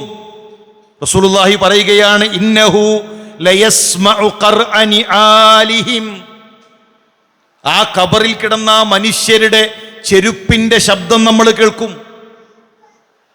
ഖബറിൽ കിടന്ന് ഇതാ അവസാനത്തെ മനുഷ്യനും, ആയിരക്കണക്കിന് ഖബറുകൾക്കിടയിൽ ഒരു ഖബറിൽ എന്നെ തനിച്ചാക്കി അവരിങ്ങനെ തിരിച്ചു പോകുന്നു എന്നത്, നമ്മുടെ മക്കളിങ്ങനെ അകലേക്ക് പോകുന്നത്, ഇന്നഹു ലയസ്മഅ, ആ മനുഷ്യൻ ഖബറിൽ കിടന്നു കേൾക്കും. എത്ര ഭീകരമായിരിക്കും അത്! സ്വഹാബത്ത് അധികം ചിന്തിച്ചത് ഇതാണ്, ദുനിയാവല്ല. അതുകൊണ്ടാണ് സ്വഹാബിനെ തട്ടിയിട്ട് എവിടെ എത്തി എന്ന് ചോദിച്ചപ്പോൾ മറുപടി സിറാത്തിലെത്തി. നമ്മൾ ചിലപ്പോൾ ചോദിക്കുമല്ലോ, അല്ലടാ എവിടെ എത്തി? ഞാൻ സ്വർണത്തിൻ്റെ വില ആലോചിക്കായിരുന്നു, സ്ഥലത്തിൻ്റെ വില ആലോചിക്കായിരുന്നു, മക്കളെ കല്യാണം ആലോചിക്കായിരുന്നു. സ്വഹാബി ആലോചിച്ചെത്തിയത് സിറാത്തിലാണ്. മരണത്തെ കണ്ടു, തൻ്റെ പരലോകത്തെ കണ്ടു. അങ്ങനെ ചിന്തിക്കാനും ആലോചിക്കാനും നമ്മുടെ മുൻഗാമികൾക്ക് സമയം കിട്ടി. പിന്നീട് സലഫുകൾ പറയുകയാണ്, വകുല്ലുന ഖദ് ഐഖന ബിൽ ജന്ന വമാ നറാ ലഹാ ആമിലൻ. എല്ലാവർക്കും സ്വർഗമുണ്ടെന്നുറപ്പാണ്, സ്വർഗമുണ്ട് എന്നുറപ്പാണ്. വമാ നറാ ലഹാ ആമിലൻ, ആ സ്വർഗത്തിന് പണിയെടുക്കുന്ന ആരെയും ഞങ്ങൾ കാണുന്നില്ലല്ലോ. വകുല്ലുന ഖദ് ഐഖന ബിന്നാർ, നരകമുണ്ട് എന്നവർക്ക് ഉറപ്പാണ്. വമാ നറാ ലഹാ ഖായിഫൻ, ആ നരകം കാണുന്നില്ലല്ലോ. സ്വർഗം ഉണ്ടെന്ന് ഉറപ്പാണ്. സ്വർഗം നമുക്കിങ്ങനെ വെറുതെ കിട്ടുന്നതാണ് ധാരണ. സലഫുകൾ പറയാറുണ്ട്, നിഫാക്കിന് പേടിയുണ്ടോ ഓൻ മുഅ്മിനാണ്. പടച്ചോനെ, എനിക്ക് നിഫാക്ക് ഉണ്ടോ, എൻ്റെ വിശ്വാസത്തിൽ പ്രശ്നമുണ്ടോ, എൻ്റെ അമലിൽ കുറവുണ്ടോ എന്ന പേടിയുണ്ടോ മുഅ്മിനാണ്. ആ ഒരു പേടിയില്ലേ, നിഫാക്കിനെ അവൻ സൂക്ഷിക്കട്ടെ എന്നാണ്. നമുക്ക് ആ ഒരു പേടിയൊന്നുമില്ലല്ലോ. നമ്മളാണ് ഈ നാട്ടിൽ ഏറ്റവും വലിയ വിശ്വാസി. നമ്മൾ സ്വർഗത്തിന് ഇങ്ങനെ റിസർവേഷൻ ചെയ്ത് വെച്ചതാണ് എന്നാണ് പലപ്പോഴും ധാരണ. സ്വഹാബത്തിന് ഉറപ്പുണ്ടായിട്ടില്ല. അവർ പേടിക്കുകയായിരുന്നു. അവരുടെ കൈകളിൽ അമലുണ്ടോ എന്ന ബേജാറായിരുന്നു അവർക്ക്. അതുകൊണ്ട് തന്നെ മുൻഗാമികൾ നോക്കൂ. മഹാനായ അബ്ദുല്ലാഹിബിൻ ഉമർ, അദ്ദേഹത്തെ പറ്റി ചരിത്രം രേഖപ്പെടുത്തിയ മരണത്തെ പറ്റി കേട്ടാൽ ഒരു പക്ഷി, ആ പക്ഷിയുടെ ദേഹത്ത് വെള്ളം തട്ടിയാൽ വിറക്കുന്നത് പോലെ അബ്ദുല്ലാഹിബിൻ ഉമർ വിറക്കും. വെള്ളം തട്ടിയാൽ ഒരു പക്ഷി കിടന്ന് വിറക്കുന്നത് പോലെ അബ്ദുല്ലാഹിബിൻ ഉമർ മരണത്തെപ്പറ്റി കേട്ടുകഴിഞ്ഞാൽ അദ്ദേഹം വിറക്കുമെന്നാണ്. അദ്ദേഹം പറയും, ഫയതദാകറൂനൽ മൗത്ത്, നമുക്കിതാ മരണത്തെക്കുറിച്ച് സംസാരിക്കാം. വൽ ഖിയാമ, ഖിയാമത്ത് നാളിനെയും. സുമ്മ യബ്കൂൻ, എന്നിട്ട് അബ്ദുല്ലാഹിബ്നു ഉമർ കരയും. ഹത്താ കഅന്ന ബൈന ഐദീഹിം ജനാസ, മുന്നിലൊരു ജനാസ കൊണ്ടുവച്ചതുപോലെ, മുന്നിലൊരു മയ്യത്തുള്ളതുപോലെ, പ്രിയപ്പെട്ടവരുടെ ജനാസയുടെ മുന്നിൽ നിൽക്കുന്നത് പോലെ അവർ ആഖിറത്തിനെ കുറിച്ച് ആലോചിച്ച് അവർ കരയുമെന്നാണ്. സഹോദരന്മാരെ, നമ്മളെ സംബന്ധിച്ചിടത്തോളം നമുക്ക് നമ്മുടെ ആഖിറത്തിനെ കുറിച്ചുള്ളൊരു ചിന്ത വേണം. നമ്മുടെ മുൻഗാമികൾക്കുണ്ടായതുപോലെ അങ്ങനെ കുറച്ച് നന്മകൾ നേടിയെടുക്കാനുള്ള പരിശ്രമങ്ങൾ നമ്മുടെ ഭാഗത്തുനിന്ന് ഉണ്ടാകണം. മാത്രമല്ല, സ്വഹാബത്ത് ചെയ്ത ഏറ്റവും വലിയൊരു ദൗത്യം റസൂലുള്ളാഹി സ്വല്ലല്ലാഹു അലൈഹി വസല്ലമയുടെ ദൗത്യത്തെ അവർ സഹായിച്ചു എന്നതാണ്. ഇത് വളരെ പ്രധാനപ്പെട്ടതാണ്. അള്ളാന്റെ റസൂലിന്റെ ദൗത്യത്തെ അവർ സഹായിച്ചു, ദഅവത്തിന് അവരിറങ്ങി. ഇന്നെന്താണെന്നറിയോ, നമ്മളൊക്കെ നമ്മളുടെ ഒരു സേഫ് സോണിൽ ഇരിക്കുകയാണ്. നമ്മുടെ ഒന്നിനും പരിക്ക് പറ്റാൻ പാടില്ല. നമുക്ക് ആ കൃത്യസമയത്ത് ഉറക്കം നടക്കണം, നമുക്ക് ആ വിചാരിച്ച ഭക്ഷണം കിട്ടണം. ദീനീ മാർഗത്തിലൊരു ത്യാഗത്തിനോ പ്രബോധനത്തിൻ്റെ വഴിയിലൊരു ഉറക്കമൊടിക്കാനോ പണം ചെലവഴിക്കാനോ കുറച്ചൊന്ന് യാത്ര ചെയ്യാനോ ഒന്നിനും സന്നദ്ധത നമുക്കില്ല. സ്വഹാബത്തിൻ്റെ ഏറ്റവും വലിയ പ്രത്യേകത, അവരല്ലാഹുവിൻ്റെ ദീനീ പ്രബോധനത്തിന് വേണ്ടി അവരെല്ലാം നൽകി. എന്താണോ വേണ്ടത് അതവർ നൽകി. ഉഹദ് യുദ്ധം കഴിഞ്ഞു. ഉഹദ് യുദ്ധം കഴിഞ്ഞ് റസൂലുള്ളാഹി സ്വല്ലല്ലാഹു അലൈഹി വസല്ലം സ്വഹാബത്തിനോട് ചോദിക്കുന്നുണ്ട്, മക്കത്തെ മുശ്രിക്കീങ്ങൾ തിരിച്ചുപോയത് കുതിരപ്പുറത്താണോ അതല്ല ഒട്ടകപ്പുറത്താണോ? മുശ്രിക്കീങ്ങൾ തിരിച്ചുപോയത് കുതിരപ്പുറത്താണോ ഒട്ടകപ്പുറത്താണോ? അത് ചോദിക്കാനുള്ള കാരണം, കുതിരപ്പുറത്താണെങ്കിൽ തിരിച്ചു വീണ്ടും വന്ന് ആക്രമിക്കാൻ സാധ്യതയുണ്ട്. ഒട്ടകപ്പുറത്താണെങ്കിൽ മക്കയിലേക്കാണ് യാത്ര, ഇനി തിരിച്ചു വരാൻ സാധ്യതയില്ല. അതിനാണ് ആ ചോദ്യം. സ്വഹാബത്ത് നോക്കിയിട്ട് പറഞ്ഞു, റസൂലുള്ളാഹി സ്വല്ലല്ലാഹു അലൈഹി വസല്ലമയോട് അറിയിച്ചു, മുശ്രിക്കീങ്ങൾ തിരിച്ചുപോയത് ഒട്ടകപ്പുറത്താണ്. അപ്പോൾ മക്കയിലേക്കാണ്, ഇനി എന്തില്ല, ഇനി തിരിച്ചു വരൂല. റസൂലുള്ളാഹി സ്വല്ലല്ലാഹു അലൈഹി വസല്ലം പറയുകയാണ്, ആരെങ്കിലും സഅദ് ബിൻ റബീഇനെ കണ്ടിട്ടുണ്ടോ? ആരെങ്കിലും സഅദ് ബിൻ റബീഇനെ കണ്ടിട്ടുണ്ടോ? കണ്ടാൽ എൻ്റെ സലാം ഒന്ന് അറിയിക്കണേ. അൻസാരിയായൊരു സ്വഹാബി കൈ ഉയർത്തി, നബിയേ, സഅദിനെ ഞാൻ തിരയാം, അള്ളാഹുവിൻ്റെ റസൂലിൻ്റെ സലാം ഞാൻ അറിയിക്കാം. ഉഹുദിന്റെ രണഭൂമിയിലൂടെ ഇങ്ങനെ നടന്നു പോവാൻ വ്യത്യസ്തങ്ങളായ സ്വഹാബത്ത് അവിടെ ഷഹീദായി കിടക്കുന്നുണ്ട്. ആ കൂട്ടത്തിൽ മരണത്തോട് മല്ലടിച്ച് കിടക്കുന്ന സഅദ് ബിൻ റബീഅ റസൂലുള്ളാഹി സ്വല്ലല്ലാഹു അലൈഹി വസല്ലമയുടെ സലാം അൻസാരിയായ സ്വഹാബി അറിയിച്ചു. അൻസാരിയായ സ്വഹാബി പറഞ്ഞു, ഇതാ അള്ളാഹുവിൻ്റെ റസൂൽ സല്ലല്ലാഹു അലൈഹി വസല്ലം നിങ്ങൾക്ക് സലാം അറിയിച്ചിട്ടുണ്ട്. അദ്ദേഹത്തിൻ്റെ കണ്ണ് നനഞ്ഞു. മരിക്കാൻ പോവുകയാണ്. ലോകത്തുനിന്ന് വിട പറയുന്ന അവസാന സമയത്ത് തൻ്റെ പ്രവാചകന്റെ സലാം കണ്ണ് നിറച്ചിട്ട് പറഞ്ഞു, ജസാക്കുമുല്ലാഹു ഖൈർ, അള്ളാഹു നിങ്ങൾക്ക് വലിയ പ്രതിഫലം നൽകട്ടെ എൻ്റെ പ്രവാചകന്റെ സലാം എന്നെ അറിയിച്ചതിന്. എന്നിട്ട് മഹാനായ സഅദ് റളിയല്ലാഹു തആല അൻഹു അവസാനമായി പറയുന്ന വാക്ക് ഹദീസിൽ കാണാം. അദ്ദേഹം ആ മരണവെപ്രാളത്തിലാണ്. ആ സമയത്ത് അദ്ദേഹം പറയുന്നു, ഇന്ന സഅദൻ യഖൂൽ, ഇതാ സഅദ് നിങ്ങളോട് പറയുന്നു, സഅദ് നിങ്ങളോട് പറയുന്നു, അൻസാരികളെ, സഅദിന്റെ ലോകത്ത് നിന്ന് വിട പറയുന്ന അവസാന സമയത്തുള്ള വസിയത്ത്, ലക്കും ലാ ഉദ്റ ലക്കും ഇൻദല്ലാഹ്, അല്ലാഹുവിന്റെ അരികിൽ നിങ്ങൾക്കൊരു ഉദ്റില്ല കൂട്ടരെ, അല്ലാഹുവിന്റെ അരികിൽ നിങ്ങൾക്കൊരു ഉദ്റില്ല കൂട്ടരെ, അൻസാരികളെ നിങ്ങൾക്കൊരു ഉദ്റില്ല. എന്റെ പ്രവാചകൻ സല്ലല്ലാഹു അലൈഹി വസല്ലം ജീവിച്ചിരിക്കുമ്പോൾ ആ പ്രവാചകനെ സംരക്ഷിക്കാതെ, റസൂലുള്ളാഹിയെ ഒരു പോറലേക്കാൽ ഏൽപ്പിക്കാതെ സംരക്ഷിക്കാതെ നിങ്ങൾക്ക് അല്ലാഹുവിന്റെ കോടതിയിൽ ഒരു ഉദ്റില്ല. എങ്കിൽ നമ്മൾ ആലോചിക്കേണ്ടത്, ആ റസൂലുള്ളാഹി സല്ലല്ലാഹു അലൈഹി വസല്ലം ഇന്ന് തെറ്റിദ്ധരിപ്പിക്കപ്പെടുന്നു. ഒരു കാലത്ത് മുഹമ്മദ് നബി എന്ന് പറഞ്ഞാൽ ഈ നാട്ടിലെ ഹിന്ദുക്കൾ, ക്രൈസ്തവർ അവരെങ്ങനെയാണ് മനസ്സിലാക്കിയത്? മുസ്ലിമീങ്ങളുടെ ഒരു മഹാനായ പ്രവാചകൻ, മുസ്ലിമീങ്ങളുടെ ഒരു വലിയ ബഹുമാനപ്പെട്ട ഒരു പ്രവാചകൻ. ഇന്നോ മുഹമ്മദ് നബി എന്ന് കേൾക്കുമ്പോഴേക്കും ബോംബും മിസൈലും അതുപോലെ തന്നെ സ്ത്രീകളോട് മോശമായി പെരുമാറുന്ന ഒരു മനുഷ്യന്റെ ചിത്രമായി ചിത്രീകരിച്ചിട്ടുണ്ട് മീഡിയ.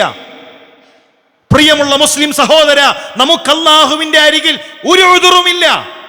ആ റസൂലുള്ളാഹിയെ പരിചയപ്പെടുത്താതെ, ആ റസൂലുള്ളാഹി സല്ലല്ലാഹു അലൈഹി വസല്ലമയുടെ ജീവിതം ജനങ്ങൾക്ക് പഠിപ്പിച്ചു കൊടുക്കാതെ.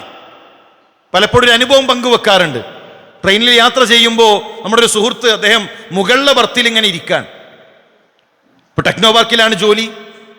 കമ്പ്യൂട്ടറിൽ എന്തോ അദ്ദേഹത്തിന് നാളെ സബ്മിറ്റ് ചെയ്യേണ്ട ഒരു വർക്ക് ഇങ്ങനെ ടൈപ്പ് ചെയ്തുകൊണ്ടിരിക്കാൻ. താഴെ കിടക്കുന്ന അമുസ്ലിമായ സഹോദരന് ഉറക്കം കിട്ടുന്നില്ല, തിരിഞ്ഞും മറിഞ്ഞും കിടക്കാൻ. അപ്പം അയാൾ കരുതുന്നത്, ഇതാ ഒരു താടി വെച്ച ഇസ്ലാമിക വേഷം ധരിച്ച ഒരു മനുഷ്യൻ ലാപ്ടോപ്പിൽ ഇങ്ങനെ ടൈപ്പ് ചെയ്യുമ്പോൾ കുറച്ച് കഴിഞ്ഞാൽ ബോംബ് പൊട്ടും. ഭാര്യനെ ഓർമ്മ വരാൻ, മക്കളെ ഓർമ്മ വരാൻ. ഇയാളിങ്ങനെ തിരിഞ്ഞു കിടക്കണപ്പോൾ അദ്ദേഹം ചോദിച്ചു, എന്താണ് നിങ്ങളിങ്ങനെ കുറേ നേരമായല്ലോ, ഉറക്കം കിട്ടണില്ലേ?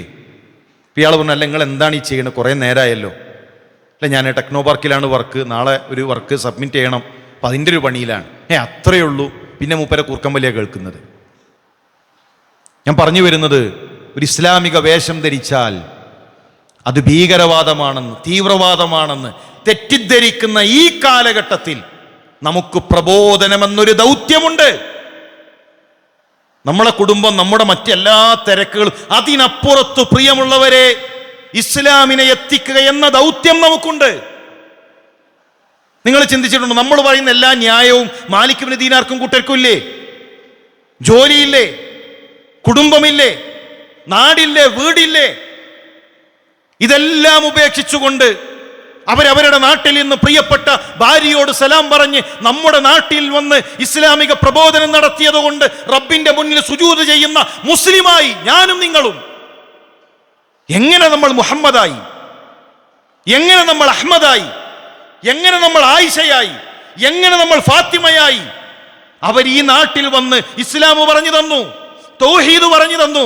നമ്മുടെ നെറ്റിത്തടം വിഗ്രഹങ്ങളുടെ മുന്നിൽ വെക്കേണ്ടതിന് പകരം, കുരിശിന്റെ മുന്നിൽ വെക്കേണ്ടതിന് പകരം റബ്ബിന്റെ മുന്നിൽ സുജൂദ് ചെയ്യുന്ന മുസ്ലിമുകളായി നമ്മൾ മാറി.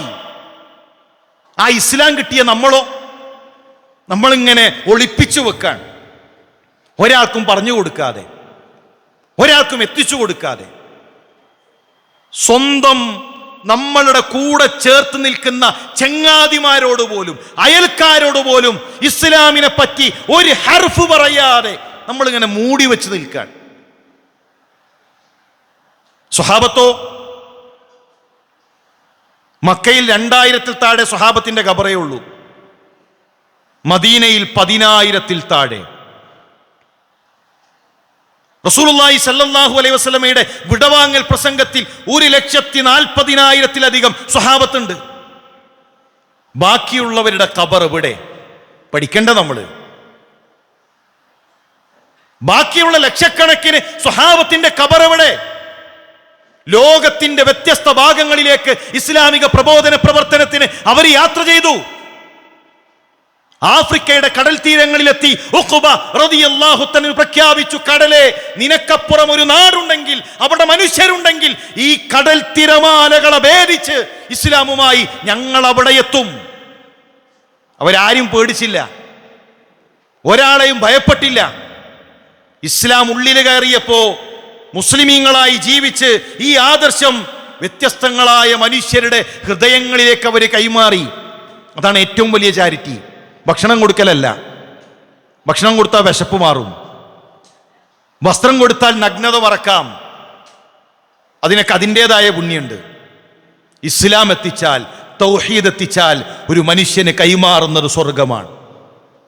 തൗഹീദില്ലെങ്കിൽ പോകുന്നത് കൂട്ടരെ ആഖിറമാണ്, പരലോകാണ്. ഏറ്റവും വലിയ ദൗത്യം തൗഹീദ് എത്തിക്കുന്നതാണ്. നിസ്സാര കാരണങ്ങൾ പറഞ്ഞ് തൗഹീദ് നമ്മൾ തട്ടിമാറ്റരുത്. അബൂത്വാലിബ് മരണാസന്നമായി കിടക്കാൻ. മരണാസന്നമായി കിടക്കുന്ന അബൂത്വാലിബ്, നിങ്ങൾ ചിന്തിച്ചിട്ടുണ്ടോ? അബൂത്വാലിബിനെ പോലെ നബിയെ സ്നേഹിച്ച ആരെങ്കിലും ഉണ്ടോ? 40 കൊല്ലാണ് റസൂലുള്ളാഹി സ്വല്ലല്ലാഹു അലൈഹി വസല്ലമയെ സംരക്ഷിച്ചത്.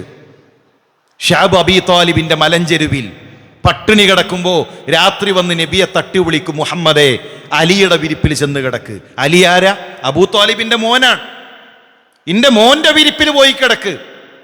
അലി മുഹമ്മദിന്റെ വിരിപ്പിൽ ചെന്ന് കിടക്ക്. എന്തിന്? രാത്രി ശത്രുക്കൾ വന്നാൽ മുഹമ്മദാണെന്ന് കരുതി അലിയെ വരിച്ചോട്ടെ, എന്റെ മോൻ പോയാലും കുഴപ്പമില്ല, മുഹമ്മദിനൊന്നും സംഭവിക്കരുത്. എത്ര സ്നേഹിച്ചു ആ മനുഷ്യൻ. മരിക്കാൻ നേരത്ത് റസൂലുള്ളാഹി സ്വല്ലല്ലാഹു അലൈഹി വസല്ലം വന്നിട്ട് പറയാണ്, യാ അമ്മി ഖുൽ ലാ ഇലാഹ ഇല്ലല്ലാഹ്, പൊന്നുമൂത്താപ്പ ഒന്ന് ലാ ഇലാഹ ഇല്ലല്ലാഹ് പറയോ. ഇബ്രാഹിം നബി വേണ്ട, ഇസ്മായിൽ നബിയോടല്ല, പടച്ചോനോട് മാത്രമേ പ്രാർത്ഥിക്കൂ എന്ന് പറ മൂത്താപ്പ. എന്താ പറഞ്ഞത്? മക്കത്തെ മുശ്രിക്കീങ്ങളുടെ നേതാക്കന്മാരുണ്ട് ചുറ്റും. അബൂലഹബുണ്ട്, അബൂജഹലുണ്ട്. അവരുടെ ഒറ്റ ചോദ്യമാണ്, അതർഗബു അൻ മില്ലത്തി അബ്ദുൽ മുത്തലിബ്, കാക്കകാരണവന്മാരുടെ മതം വിട്ടു പോവാണോ? അബ്ദുൽ മുത്തലിബിന്റെ ദീന് വിട്ടു പോവാണോ? അബൂ താലിബേ, നമ്മളെ പാരമ്പര്യം, നമ്മുടെ കാക്കകാരണവന്മാർ, നമ്മളെ നേതാക്കന്മാർ, അതൊക്കെ വിട്ട് ഒരു പുതിയ മതം. റസൂലുള്ളാഹി സ്വല്ലല്ലാഹു അലൈഹി വസല്ലം തലയുടെ അരികിൽ നിന്ന് പറഞ്ഞുകൊണ്ടേയിരിക്കുന്നു, ഖുൽ ലാ ഇലാഹ ഇല്ലല്ലാഹ്, ഒന്ന് ലാ ഇലാഹ ഇല്ലല്ലാഹ് പറയണേ.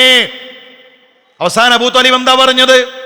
വലഖദ് അലിംതു ബി അന്ന ദീന മുഹമ്മദിൻ മിൻ കുല്ലി അദിയാനിൽ ബരിയത്തി ദീനാ ലൗലൽ മലാമത്തു ഔ ഖസാരി മസബ്ബത്തിൻ ലവജത്തനി സംഹം ബിദാക മുബീനാ.